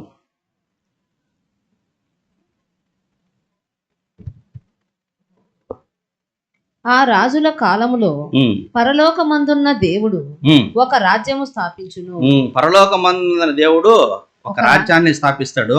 దానికి ఎన్నటికి నాశనము కలగదు. ఆ రాజ్యము దాని పొందిన వారికి గాక మరెవరికి చెందదు. ఆ రాజ్యం పొందిన వారికే చెల్లుతుందంట. ఏం రాజ్యం అది? రాబోయేటువంటి రాజ్యం 1,40,000 తెలుసు అది. ఇంకా దీనిలో మనం ఒక డెప్త్ గా కానీ చూసుకుంటే యుగాలంటే ప్రణాళిక కూడా దాగి ఉంది. అయితే ప్రస్తుతం మనం అర్థం చేసుకుని దేవుని యొక్క రాజ్యాన్ని అది మళ్ళీ చదవండి 244. ఆ రాజుల కాలములో ఉమ్, పరలోకమందున్న దేవుడు ఉమ్. ఒక రాజ్యమును స్థాపించును. ఆ రాజుల కాలంలో అంటే రాజు ఒకటే ఉన్నాడు. ఎవరు ఉన్నారంట? రాజుల కాలంలో అంటే రాజులు చాలా మంది ఉన్నారు, ప్లూరల్. ఆ రాజుల కాలంలో పరలోకమందున్న దేవుడు ఆ ఒక రాజ్యమును స్థాపించును. పరలోకమందు దేవుడు ఒక రాజ్యాన్ని స్థాపిస్తాడట. సో ఈ యొక్క డానియల్ 2:44లోనే మనం ఒక ప్రత్యేకమైన సబ్జెక్ట్ కూడా మనం తీసుకోవచ్చు. ఆ వచనం పైన మనం ధ్యానిస్తే చాలా చాలా మర్మాలు దాంట్లో ఉంది ప్రేమైన వాళ్ళరా. సో దానికి రీప్రింట్ కూడా చూసినట్లయితే 307:5, 56:22, రీప్రింట్ 44:76:4, రీప్రింట్ 54:92:2 ఇవన్నీ కూడా రీప్రింట్స్ ఉన్నాయి ప్రేమైన వాళ్ళరా. సో డానియల్ 2:44లో చూసుకుంటే 54:93:4, సో 54:92:3 ఇవన్నీ కూడా మనం చూసామంటే దేవుని యొక్క రాజ్యం ఆ ఎస్టాబ్లిష్మెంట్ గురించి మాత్రము కూడా ఈ డానియల్ 2:44లో మనం చూసుకోవచ్చు ప్రభా. ఇవన్నీ కూడా ఈ యొక్క రాజ్యాల్ని ఎవరి కోసం దేవుడు ప్రణాళికను సిద్ధం చేస్తూ ఉన్నాడు అంటే జనములను స్వాస్థ్యముగా నీకు ఇస్తూ ఉంటున్నాడు. ఎవరి కోసం ఇది జనములను ఇచ్చేది? సంఘం కోసం. సంఘం కోసం దేవుడు జనాల్ని ఈ యొక్క స్వాస్థ్యంగా ఇస్తానంటున్నాడు. తగిన కాలంలో సంఘము పరిశుద్ధపరచబడి దేవుని యేసు ప్రభుతో చేరుకున్న తర్వాత యేసు ప్రభువు నన్ను అడుగుము అనే మాట మాట్లాడాలి అని అంటే మనం కంప్లీట్ కావాలి. మనం కంప్లీట్ కావాలంటే మనం లాస్ట్లో కూడా ఉన్నాం కాబట్టి మనం అధికారాన్ని యేసు ప్రభు అధికారం అడగాలంటే మనం ఆ యొక్క దీంట్లో కూడా మనం చేరుకోవడానికి మనకు అవకాశం ఉందని కూడా చేసుకోవచ్చు ప్రియమైనలా. ఏ జనములుగా నీకు స్వాస్థ్యంగా ఇస్తాడు? జనములను నీకు స్వాస్థ్యముగా ఇస్తానంటూ ఉన్నాడు కాబట్టి ఏ జనములను ఇస్తాడు? ఇక్కడ ఉండేటువంటి దేవుడిని బాగా తెలుసుకునే క్రైస్తవ సామ్రాజ్యాన్ని మనకేమని ఇస్తాడా అంటే యేసు ప్రభుకు తన సంఘానికి జనములను నీకు స్వాస్థ్యంగా ఇస్తాడంటే ఏ సంఘాన్ని? ఒక క్రైస్తవ సంఘాన్నా, లేకపోతే మనల్ని 144,000 యేసు ప్రభుకి ఇస్తాడా, లేకపోతే క్రైస్తవ సంఘం సమాజం ఉంది కదా ఆ యొక్క సమాజాన్ని యేసు ప్రభుకి ఇస్తాడా, లేకపోతే నేషన్స్ అంటే ఈ యొక్క భూలోకంలో అంతా ఉండే నేషన్స్ ఇస్తాడా? భూలోకంలో ఉండే జనములను అంతా కూడా స్వాస్థ్యంగా ఇస్తాడు. అయితే వారికి ఉన్నటువంటి ఆ యొక్క మనస్తత్వం ఎట్లా అంటే దేవుని నమ్మనటువంటి మనస్తత్వం ఉండేవారికి, విశ్వాసము దేవుని పైన లేనటువంటి వారికి, యేసు ప్రభు యొక్క విమోచన క్రయధనాన్ని అంగీకరించని వారిని, అసలు దేవుడు అంటేనే లేడు, దేవుడు మాకు అవసరమే లేదు అనే యొక్క మనుషులంతా కూడా ఎవరికి ఇస్తాడంట? సంఘానికి. జనములను నీకు స్వాస్థ్యంగా ఇస్తానని అడుగు, జనాలను ఇస్తా. అయితే ఎట్లాంటి జనాలు అంటే దేవుడు అంటే తెలియదు వాళ్ళకి, దేవుని గురించే తెలియదు, అసలు విశ్వాసమే ఉండదు. లోకానికి కానీ సంఘానికి కానీ యేసు ప్రభువు కానీ అసలు ఏం ప్రపంచం తెలియదు. అట్లాంటి వాళ్ళని సంఘానికి ఇస్తాడు. నువ్వు నేను కూడా ఆ యొక్క సంఘంలో ఒకవేళ 1,40,000 మనం కన్నా పోతే ఇట్లాంటి మనుషులంతా కూడా మనం హ్యాండిల్ చేయబోతున్నాం. దేవుడు ఇట్లాంటి వాళ్ళని ఇస్తున్నాడు. ఇట్లాంటి వాళ్ళని ఇప్పుడు ప్రజెంట్ ఎవరు హ్యాండిల్ చేస్తున్నా అంటే తండ్రి అనే దేవుడు ఏమీ లేనటువంటి ఇన్నోసెన్స్ను కూడా దేవుడు నడిపిస్తూ ఉంటున్నాడు. ఇట్లాంటి రాజ్యం మనకి ఇవ్వబోతున్నాడు. అయితే వీన్ని ఇచ్చిన తర్వాత లోకంలో ఉన్న వారినంతా సంఘానికి మనకి ఇచ్చినట్లయితే మనం ఏం చేస్తామంటే వీళ్ళంతా తీసి 1000 ఏళ్ల రాజ్యంలో కూడా మనం పరిపాలించబోతూ ఉన్నామనే కూడా విషయం కూడా మనం తెలుసుకోవాలి ప్రియమేళ. భూమి దిగంతముల వరకు నీకు సొత్తుగా ఇస్తాను. ఎక్కడ అసలు దేవుడే తెలియని వారిని, అడవిలో ఉండే వారిని, విశ్వాసం లేని వారిని, ఇన్నోసెంట్స్ని, అసలు పుట్టుకతో వారు దేనికి మూగా ఇట్లాంటి వారంతా ఉండేవారిని అంతా కూడా నేను నీకు ఇస్తాను. ఇన్నోసెంట్ బై బర్త్, ఇన్నోసెంట్స్ ఉంటారు, బై బర్త్ మెంటలీ ఫిజికలీ వీళ్ళు ఉంటారు. సో వీళ్ళంతా కూడా దేవుని గురించి తెలియదు. వీళ్ళందరినీ కూడా ఏం చేస్తానంటే నీ భూమి దిగంతంలో నీకు ఇస్తాను. అయితే నువ్వు మళ్ళీ ఏం తీసుకోవాలంటే వాళ్ళందరినీ కూడా రక్షణలోకి తీసుకొచ్చి దేవుడిని పరిచయం చేసి దేవుడిని మనం చేయాలనేది ప్రవచనం కూడా చూస్తూ ఉంటున్నాం ప్రేమైన వాళ్ళు. అయితే వీళ్ళని నువ్వు ఎలా తీసుకురావాలి? వీళ్ళు ఇంత మూర్ఖులు, దేవుని పైన విశ్వాసమే లేదు, దేవుడు అంటేనే తెలీదు. ఒకవేళ మతానికి సంబంధించినటువంటి ఎస్టాబ్లిష్మెంట్ చూసినట్లయితే ఇప్పుడున్నటువంటి మతము అనే యొక్క స్తంభం తీసుకుంటే ఎట్లా మాట్లాడుకుంటా ఉన్నారు మన సోషల్ మీడియాలో, చాలా వెరైటీ చాలా ఒక రకంగా మాట్లాడుకుంటారు. ఇలాంటి వారిని అంతా తీసుకొని వచ్చి మన చేతులు వేస్తే మనం ఎలా చేయాలి? వీళ్ళని హ్యాండిల్ చేయాలి. రాజకీయం చేస్తూ ఉంటారు, వీళ్ళంతా తీసుకొని వచ్చి మనం ఎలా వీళ్ళని హ్యాండిల్ చేయాలి? అయితే దేవుడు మనకు ఒకటి ఇస్తున్నాడు, ఏమంటే అధికారం ఇస్తున్నాడు. ఆ అధికారం చూసుకుందాం. 2:9 కీర్తనలు 2:9.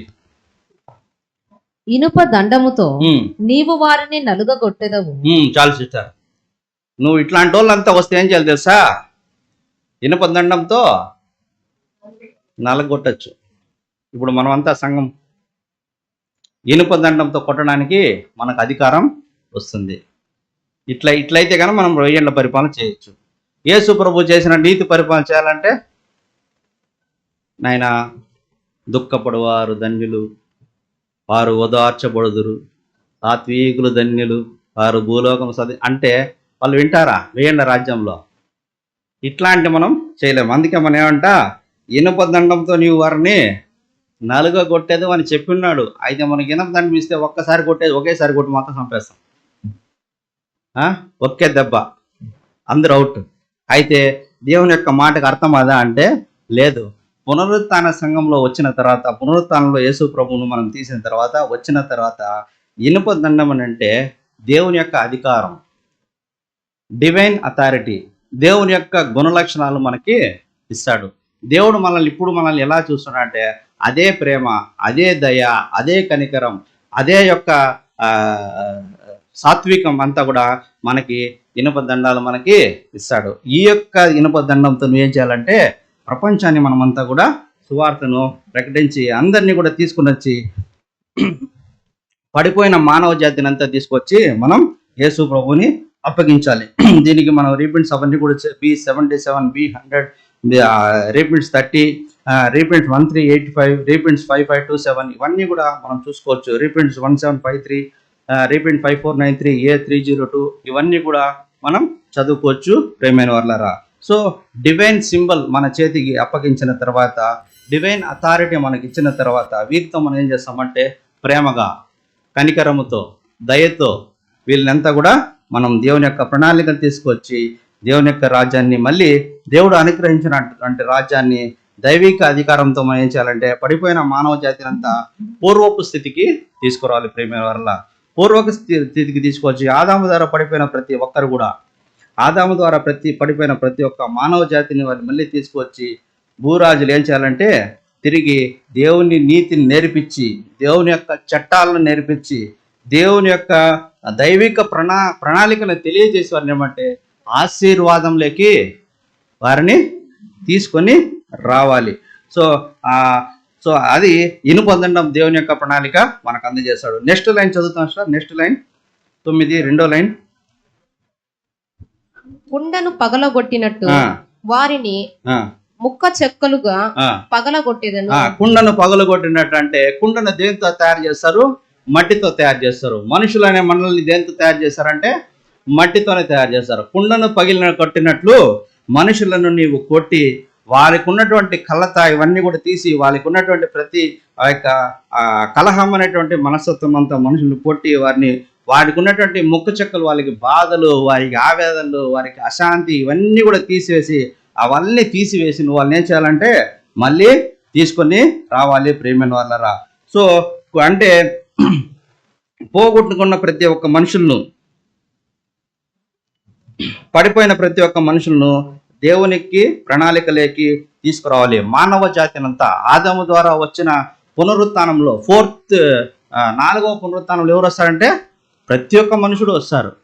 అప్పుడు కుండను పగలగొట్టినాడు అంటే ఆ మట్టితో తయారు చేసిన ప్రతి మనుషుడు, ఎవరు మట్టితో తయారు అంటే ఫస్ట్ ఆదాం దగ్గర నుంచి లాస్ట్ వరకు కూడా ప్రతి ఒక్క మనుషుని తీసుకొచ్చి వారికి అన్ని చేసి, వారు ముక్క చెక్కలుగా ఉన్నటువంటి వారి యొక్క కలతలు, బాధలు, ఎన్నో బాధలు చనిపోయి ఉంటారు. వారు అనారోగ్యంతో చనిపోయి ఉంటారు, యాక్సిడెంట్లో చనిపోయి ఉంటారు, లేకపోతే ఇంకొక బాధతో వారు హ్యాంగింగ్ ఇవన్నీ కూడా చేసుకోవడము, ఎట్లెట్లో వాళ్ళు మరణించి ఉంటారు. సో ఇవంతా మరణించిన తర్వాత వాళ్ళు నువ్వేం చేసుకోవాలంటే తీసుకొస్తావు. అవన్నీ నీకు ఇక మీదట లేదు. అప్పులతో చనిపోయి ఉంటారేమో, లేకపోతే బాధలతో చనిపోయి ఉంటారు, వాళ్ళంతా తీసుకొచ్చి వారికి ఉన్న ప్రాబ్లమ్స్ ఫస్ట్ నీకు దేవుని రాజ్యంలోకి వచ్చావు కాబట్టి నీకు ఏ ప్రాబ్లమ్స్ లేవు. చెప్పాల్సిన దేవుని యొక్క రాజ్యంలోకి నువ్వు వచ్చావు కాబట్టి పునరుత్థానానికి నీకు అట్లాంటి ప్రాబ్లం లేవు. వారికి ఉన్నటువంటి మైండ్లో ఉన్నటువంటి మైండ్ తీసేసి కొత్త మైండ్, ఇది దేవుని రాజ్యం అని నువ్వు తెలియపరిచే బాధ్యత, ఆ యొక్క పని ఎవరికంటే సంఘానికి, ఒక లక్షల మనకి కూడా దేవుడు ఇచ్చేవారిగా ఉంటున్నాడు ప్రియమైన వాళ్ళరా. సో కాబట్టి ఆ యొక్క ఇనుప దండాన్ని తీసుకున్న మనం, అంటే సాత్వికం యొక్క గుణలక్షణాన్ని పొందుకున్న మనం చూస్తే ఇవన్నీ కూడా చేయాలి. సో ప్రస్తుతం ప్రతిదీ ఇప్పుడు చూసినట్లయితే ప్రపంచమే ఏం చేస్తామంటే ఊగిసలాడుతూ ఉంది. సో 1914 మొదటి ప్రపంచ యుద్ధం తర్వాత, రెండవ ప్రపంచ యుద్ధం తర్వాత కూడా చూసినట్లయితే మొత్తం మానవ జాతి కూడా ఏంటంటే కష్టాల్లో కూరుకుపోయినారు. ఒక వచనం కూడా చదువుకుందాం. 2 దశలోనికి రాసిన పత్రిక 1వ అధ్యాయం 7 నుంచి చదువుకుందాం. 2వ దశలో రాసిన పత్రిక 1వ అధ్యాయం 7 నుంచి చదువుకుందాం. 2వ దశలోనికి రాసిన ప్రభువైన యేసు తన ప్రభావమును కనుపరుచు దూతలతో కూడా పరలోకము నుండి అగ్ని జ్వాలలలో ప్రత్యక్షమై దేవుని ఎరుగని వారికిని మన ప్రభువైన యేసు సువార్తకు లోబడని వారికిని ప్రతిదండన చేయునప్పుడు మిమ్మును శ్రమపరచు వారికి శ్రమయు, శ్రమ పొందుచున్న మీకు మాతో కూడా విశ్రాంతియు అనుగ్రహించుట దేవునికి న్యాయమే. చాలా ఇష్టం. ప్రభు అయిన యేసు తన ప్రభు, అదే కదా సిస్టర్, 2:1-7 కదా, 7 లేదా, దేవుని నెరుగని వారికి. ఇక్కడ మనం చూసినట్లయితే ప్రపంచం మొత్తం ఏమవుతా అంటే ఊగిసలాడుతూ ఉంది. దేవుని ఎరుగనటువంటి వారికి, ప్రభు అయిన యేసు సువార్తను లోబడని వారికి, అంటే సువార్తకి లోబడని వారికి మళ్ళా ప్రతిదండన చేయునప్పుడు మిమ్మల్ని శ్రమపరచు వారిని ఆశ్రయం పొందుచున్న మీకు తోడు వారికి కూడా, ఇవన్నీ కూడా మనం దేవుణ్ణే యేసు ప్రభు ఎరుగంటి వారికి తీసుకొని వచ్చి ఆ యొక్క రాజ్యంలో మనం కుండను పగలు కొట్టినట్టు వారిని మొక్కలు చేసి, సో చేసి మనం ఏం తీసుకుంటే దేవుని యొక్క తీసుకొని రావాలి. సో అప్పుడు దేవుని యొక్క రాజ్యం ఏమవుతుందంటే, చదువుకుందాం దానియేలు 2:44 మనం చదువుకున్నట్లయితే 2:44.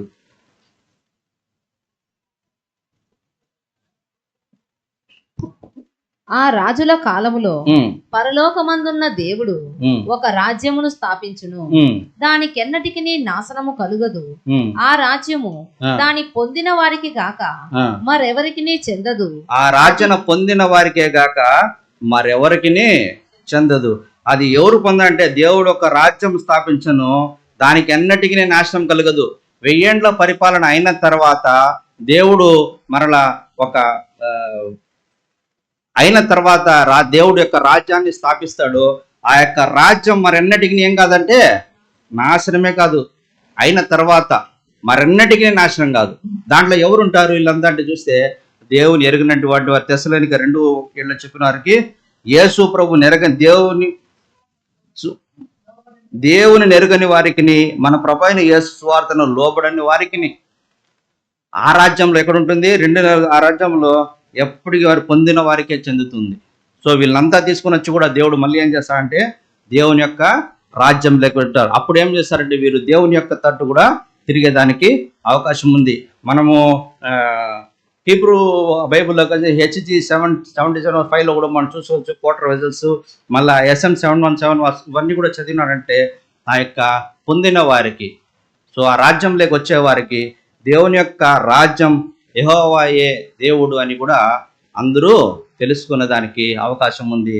అది పొందుకోవాలంటే కూడా మనం దానికి దేవునికి జతపని వారుగా అయ్యేవారుగా కూడా ఉండాలి ప్రేమైన వార్లరా. సో భూమి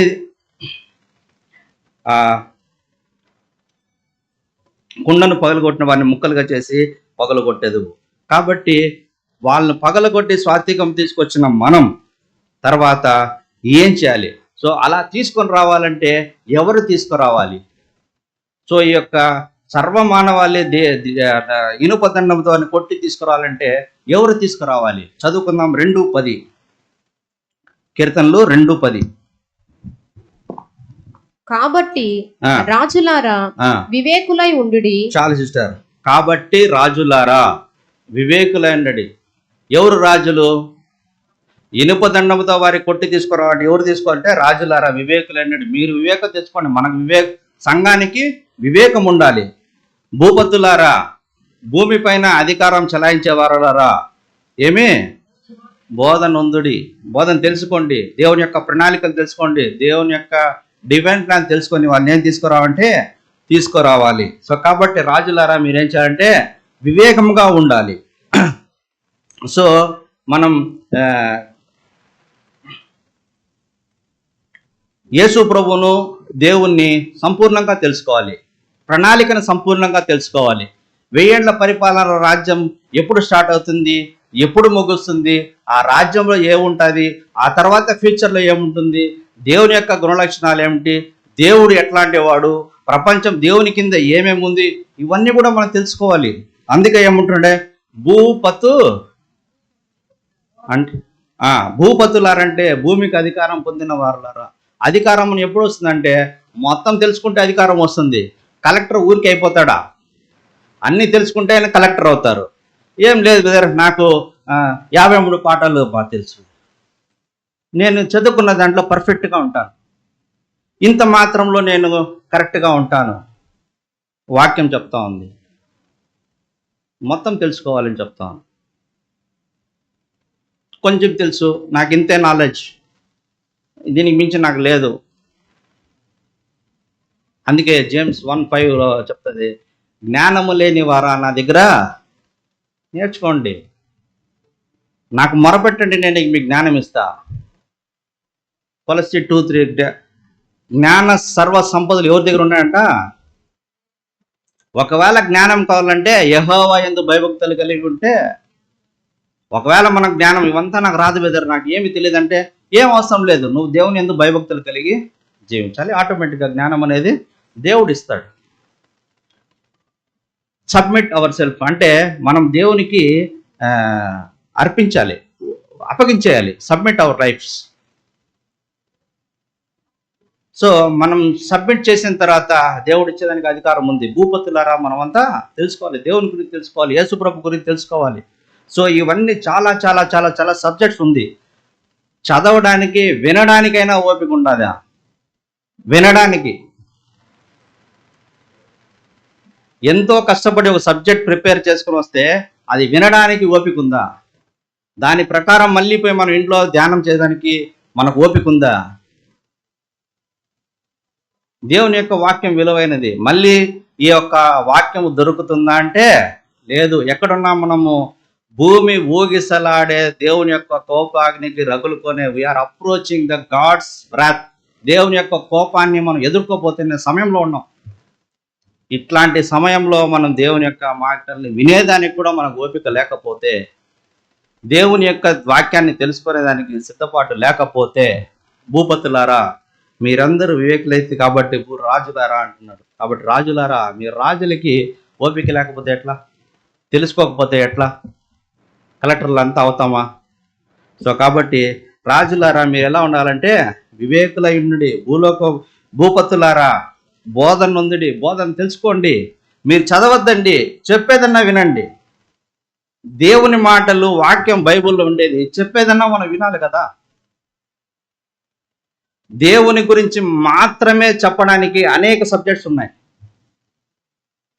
దేవుని మాటలకు ఫర్ ఎగ్జాంపుల్ యెహోవా నా కాపరి, లేకపోతే ఆదికాండం 1:1 దేవుడు భూమి ఆకాశంలో సృజించను.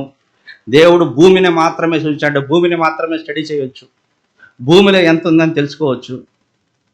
భూమిని ఆకాశాన్ని సృజించను. భూమిని సపరేట్గా చేశాడు, ఆకాశాన్ని సపరేట్ చేశాడు. భూమి మనకు తెలుసా కంప్లీట్గా? ఎన్ని లేయర్స్ ఉందో తెలుసా? భూమిలో ఏ ఏ వనరులు దొరుకుతుందో తెలుసా? భూమి ఏ విధంగా మారబోతుందో తెలుసా? భూమి యొక్క వైశాల్యం తెలుసా? భూమి యొక్క ప్రతిదీ, భూమిలో దొరుకుతున్న ప్రతి ఒక్కటి మనకి ఏమైనా తెలుసా? సో ఇవన్నీ తెలుసుకోవడానికి సబ్జెక్ట్స్ ఉంది, బోధన ఉండాలి. అయితే సో ఆకాశం ఎన్ని ఉంది? Psalms 19:1 తీసుకుంటే 19:1 చదవండి. ఆకాశములు దేవుని యొక్క మహిమను, ఆకాశములు దేవుని మహిమను వివరించుచున్నవి. అంతరిక్షము ఆయన చేతి పనిని ప్రచురపరచుచున్నది. ఆయన చేతి పనిని అంతరిక్షం ప్రచురపరుస్తా ఉంది.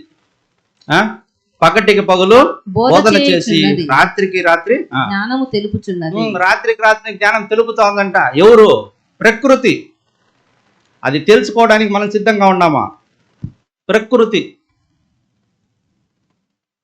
సో రాజులారా వివేకులయుండుడి, భూపతులారా బోధనందుడి.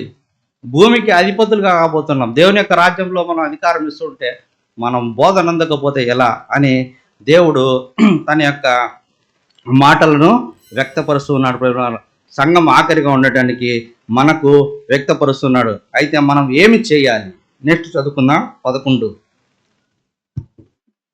భయభక్తులు కలిగి యెహోవాను సేవించుడి. భయభక్తులు కలిగి యెహోవాను సేవించాలంట. భయభక్తి, భయము ప్లస్ భక్తి. భయం ఉండాలి. భయం ఎప్పుడు ఉండాలి? ఇది ఇక్కడ ఎక్లీషియాలో మాత్రం భయం ఉంటే సరిపోదు. సోమవారం కూడా ఉండాలి, మంగళవారం ఉండాలి, బుధ గురు శుక్ర శని ఎక్కడైనా ఉండాలి. ఈ ప్లేస్లో మాత్రమే భయం ఉండకూడదు. ఇంటికి పోయినా భయం ఉండాలి, ఆఫీస్ పోయినా భయం ఉండాలి, ఎక్కడైనా నిర్మానుష్య ప్రదేశంలో ఉన్నా కూడా మనకు భయం ఉండాలి. ఆ భయంతో పాటు భక్తి ఉండాలి. దేవుడు మనల్ని చూస్తూ ఉన్నాడు, దేవుడు మనల్ని కనిపెట్టుచున్నాడు అనే భక్తి, భయం మనకి ఉండాలి. దేవుని యందు భయము మన భక్తి కలిగి చదవండి సార్. యెహోవాను భయభక్తులు కలిగి యెహోవాను సేవించుడి, గడగడ వణుకుచు సంతోషించుడి. గడగడ వణుకుచు సంతోషించుడు అంటే రెస్పెక్ట్. ఎట్లా సంతోషించాలి? దేవుని యొక్క మాటలకు మనం వాక్యానికి లోబడాలి. దేవుని యొక్క మాటలుగా మనం వణకాలి. దేవుడు ఈ విధంగా సెలవిస్తున్నాడా? దేవుడు ఈ విధంగా మనం ఇది చేసి ఉంటున్నాడా? సో దేవుని యొక్క మాటలకి మనం ఇంత మనం అటెన్షన్ చూపించాలనా, ఇంత అలర్ట్గా ఉండాలనా అంటే చెయ్యాలి. ఎందుకంటే మీరు వివేకులై ఉండాలి కాబట్టి ఇవన్నీ మనం తెలుసుకోవాలి ప్రియమైన వాళ్ళరా. So obedience to the god's law and his love. దేవుని యొక్క మాటలకు మనము విధేయత చూపించాలి. గడగడ మనం సంతోషించాలి, దేవుల్లో మనం సంతోషించాలి. సో ఇది ఎవరికనంటే సంఘం. అయితే ఒకవేళ మనం అది కనుక సంకల్పించకపోతే, ఒకవేళ ఆయనకు యెహోవా యందు భయభక్తులు కనుక లేకపోతే, మనం దేవుడు ఇన్ని చెప్పినా ఇంత చెప్పినా మనం ఒకవేళ వినకపోతే ఏం జరుగుతుందంట? చదువుతాం నెక్స్ట్ వచనం 12. ఆయన కోపము త్వరగా రగులుకొనును. ఆయన కోపం. అప్పుడు మనం ఇక్కడ చదువుకున్నాం ఏమంటే 5వ వచనం చదువుకుందాం. ఆయన ఉగ్రుడై వారితో పలుకుతాడు. 5వ వచనంలో ఆయన ఉగ్రుడై వారితో పలుకును, ప్రచండ కోపము చేత వారిని తల్లడింపజేయును. అయితే 12వ వచనం ఆయన కోపము త్వరగా రగులుకొనును. ఇక్కడ డిఫరెన్స్ ఏమి? అక్కడ ఉగ్రుడై వారితో పలుకుతాడు. నా కోపంగా ఉంది, మీరు భూలోకంలో చేసే మీరు 53 క్లాసులు విన్నా మీరు ఇంకా మారడం లేదు, మీకు ఎన్ని చెప్పినా మారడం లేదు, నాకు కోపంగా ఉంది చెప్తా ఉన్నాడు. 5వ వచనంలో ఉగ్రుడై వారితో పలుకుతా ఉన్నాడు. 12వ వచనంలో ఆయన కోపము, నాకు కోపం త్వరగా వచ్చేస్తుంది, నేను షార్ట్ టెంపర్, నేను చాలా షార్ట్ టెంపర్ వాక్యం. సో అయితే నా కోపం త్వరగా రగులు కొంత ఉంది. చదవండి నెక్స్ట్ కంటిన్యూషన్. కుమారుని ముద్దు పెట్టుకొనుడి, లేని ఎడల ఆయన కోపించును. అప్పుడు చాలా ఇష్టం. కుమారుని ముద్దు పెట్టుడి. విమోచన ఖైదాన్ని యాక్సెప్ట్ చేసామన్నదా? యాక్సెప్ట్ చేయాలి. మన కోసం యేసు ప్రభు ఎంత శ్రమలు అనుభవించినాడని మనం యాక్సెప్టెన్స్ చేయాలి. ఒకవేళ మనం ఇంకా రక్షణ పొందకపోతే, దేవుని గురించి మనం ఇంకా కంప్లీట్ చేయలేకపోతే ఏం చేయాలంట? మన యొక్క తప్పుల్ని మనం సరిదిద్దుకొని, మనం రాజులు కాబోతున్నాం కాబట్టి ఆ తప్పుల్ని సరిదిద్దుకొని మనం రాజ్యాన్ని పొందుకోవాలి. సో కాబట్టి కుమారుని ముద్దు పెట్టుకో అంటే, ఎప్పుడు మనం కుమారుని రాజునిగా ముద్దు పెట్టుకుంటామని మన తప్పులంతా తీసివేసిన తర్వాత రాజ్యానికి పోయి రాజ్యాన్ని ముద్దు పెట్టుకోండి. మనం ఇవన్నీ కూడా చేయాలి. ఆయన లేని ఎడల ఆయన కోపించును. ఎవరి పైన కోపించును? కుమారుని ముద్దు పెట్టకపోతే పని వాళ్ళని కోపిస్తారు. సో యేసు ప్రభుకి ఎవరు పని వాళ్ళు? ఎవరిపైన కోపం వస్తుంది ఇప్పుడు? మనం అనుకున్నాం మన మీద కోపం వేయచ్చు, ఇప్పుడు దయ చూపిస్తాడు. వాక్యం చెప్తా ఉంది, కుమారుని ముద్దు పెట్టుకోండి, లేని ఎడల ఆయన కోపిస్తాడు. వాక్యంలో ఉంది ఇవంతా కూడా, ఆ మాటలు కాదు. ఇంకా చాలా ఉంది, కానీ చెప్తే మీరు ఓర్చుకోలేరు కాబట్టి చాలా తక్కువ చేసి చెప్తాను. ఇంకా చాలా ఉంది.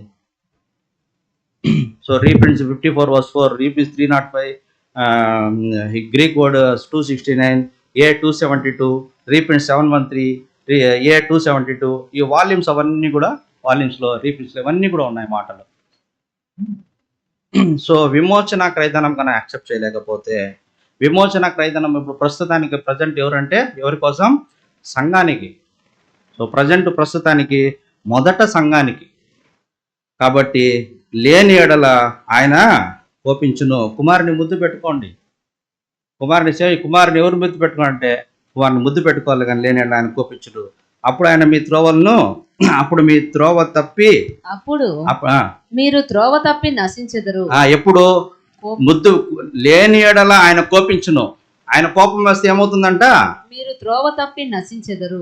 మనం ప్లాన్లోనే ఉండం, దేవుని యొక్క ప్రణాళికలో త్రోవ తప్పిపోతుంది. మనం ఇప్పుడు పోయే త్రోవ లేని ఎడల కుమారుని ముద్దు పెట్టుకోకపోతే మన ప్రాణమే ఉండదు. నెక్స్ట్ ఆయనను ఆశ్రయించు వారందరూ ధన్యులు.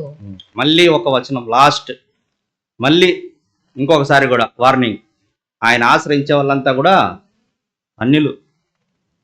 సో ఇవన్నీ కూడా చాలా చాలా రీప్రింట్స్, చాలా చాలా వాల్యూమ్స్లో ఉంది. సో డైరెక్ట్గా వాక్యం ఆయన ఆశ్రయించే వారంతా కూడా ధన్యులు. ఇప్పటికైనా కూడా మనం ఒకవేళ రక్షణ మారు మనస్సు అనేది పొందకపోతే, ఒకవేళ ఇంకా మనం మారు మనసు పొందకపోతే, మారు మనసు పొందాలి, మనసును మార్చుకోవాలి. ఇక మీదట మన జీవితాన్ని స్థిరంగా కట్టుకోవాలి. నేను ఈ విధంగా దేవుని కోసం జీవించాలి, నేను దేవుని యొక్క మాటల ప్రకారం నేను చెయ్యాలి, దేవుని కోసం నేను ఈ విధంగానే జీవించాలి, లోకంతో నాకు పని లేదు, లోకంతో నాకు సంబంధం వద్దు అనే విధంగా మనం చేసేటే ఆయన ఆశ్రయించే వారంతా కూడా ధన్యులే. ఇట్లాంటి తీర్మానం చేసుకున్నవారు, నాకు ఏది వద్దు, నాకు దేవుడు మాత్రమే చాలనే వాళ్ళకి ఏముంటుందంట? లాస్ట్ లైన్లో ఆయన ఆశ్రయించే వారంతా కూడా ధన్యులు. ఆశ్రయిస్తేనే. సో కాబట్టి విన్న వాక్యాన్ని బట్టి, ఈ ప్రవచన వాక్యాన్ని బట్టి దేవుడు తన ఇంకొక లాస్ట్ వచనం కూడా చదువుకుందాం. అపోస్తుల కార్యములు 3:21 అనుకుంటా. అపోస్తులు 3:21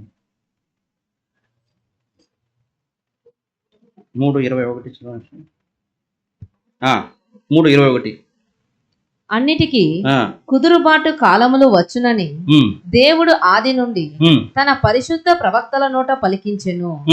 అంతవరకు యేసు పరలోక నివాసి అయి ఉండుట ఆవశ్యకము. ఆది నుండి దేవుడు తన ప్రవక్తల తోట పలికించెను. ఈ యొక్క కీర్తన గ్రంథము ఎప్పుడు రాశారు? 1410 క్రీస్తు పూర్వం. 1410 నుంచి 430లో ఈ కీర్తన గ్రంథము రాయడం జరిగింది. ఇప్పుడు ఈ యొక్క 3:21 యాక్ట్స్లో ఏముంది సార్? ఆదిలో అన్నిటికీ కుదురుబాటు కాలములు వచ్చునని దేవుడు ఆది నుండి తన పరిశుద్ధ ప్రవక్తల నోట పలికించను. అవునా? మనం పుట్టామా? క్రీస్తు పూర్వం 1410లో మనం పుట్టామా? ఇప్పుడు మనం ప్రవచనం చదువుకున్నా ఉండేది ఎప్పుడు వచ్చింది? ప్రవక్తల నోట పలికిందే కదా. ప్రవక్తల నోట పలికించి మనకు తెలియజేస్తున్నాడు. 1410 క్రీస్తు పూర్వం 430 ఈ మధ్య కాలంలో కీర్తనల గ్రంథం రాయబడ్డం జరిగింది. 150 అధ్యాయాలు కలిగినటువంటి ఈ యొక్క కీర్తన గ్రంథం బైబిల్లో పెద్ద పుస్తకం అని కూడా చెప్పుకోవచ్చు. 2460 వచనాలు కూడా ఈ యొక్క కీర్తన గ్రంథంలో ఉంది. ఇవన్నీ కూడా దేవుని యొక్క ప్రవచనాలుగా సంఘానికి 1,44,000 మంది దీన్ని తెలుసుకోవాలి. సో వివేకులైన రాజులారా, భూపతులారా, మీరు దేవుని యొక్క వాక్యంని అశ్రద్ధ చేయదు. దేవుని మూలముగా పుట్టినవాడు పాపము చేయడు. సో ఒకవేళ మనం దేవుని యొక్క మూలంగా మనం పుట్టి ఉంటే పాపం చేయకుండా దేవుని యొక్క ప్రణాళికను తెలుసుకొని, ఈ యొక్క ప్రవచనాన్ని కూడా తెలుసుకొని, ఇంకొకసారి కూడా మనం సిద్ధపాటు కలిగేదానికి దేవుడు మన పైన కృప దయ చూపిస్తున్నాడు. కాబట్టి వాక్య ప్రకారం జీవించాలని కూడా దేవుని పేరిట, యేసు ప్రభువారి పేరిట, యేసు నామములో మీ అందరినీ కోరుచున్నాను. ఆమేన్.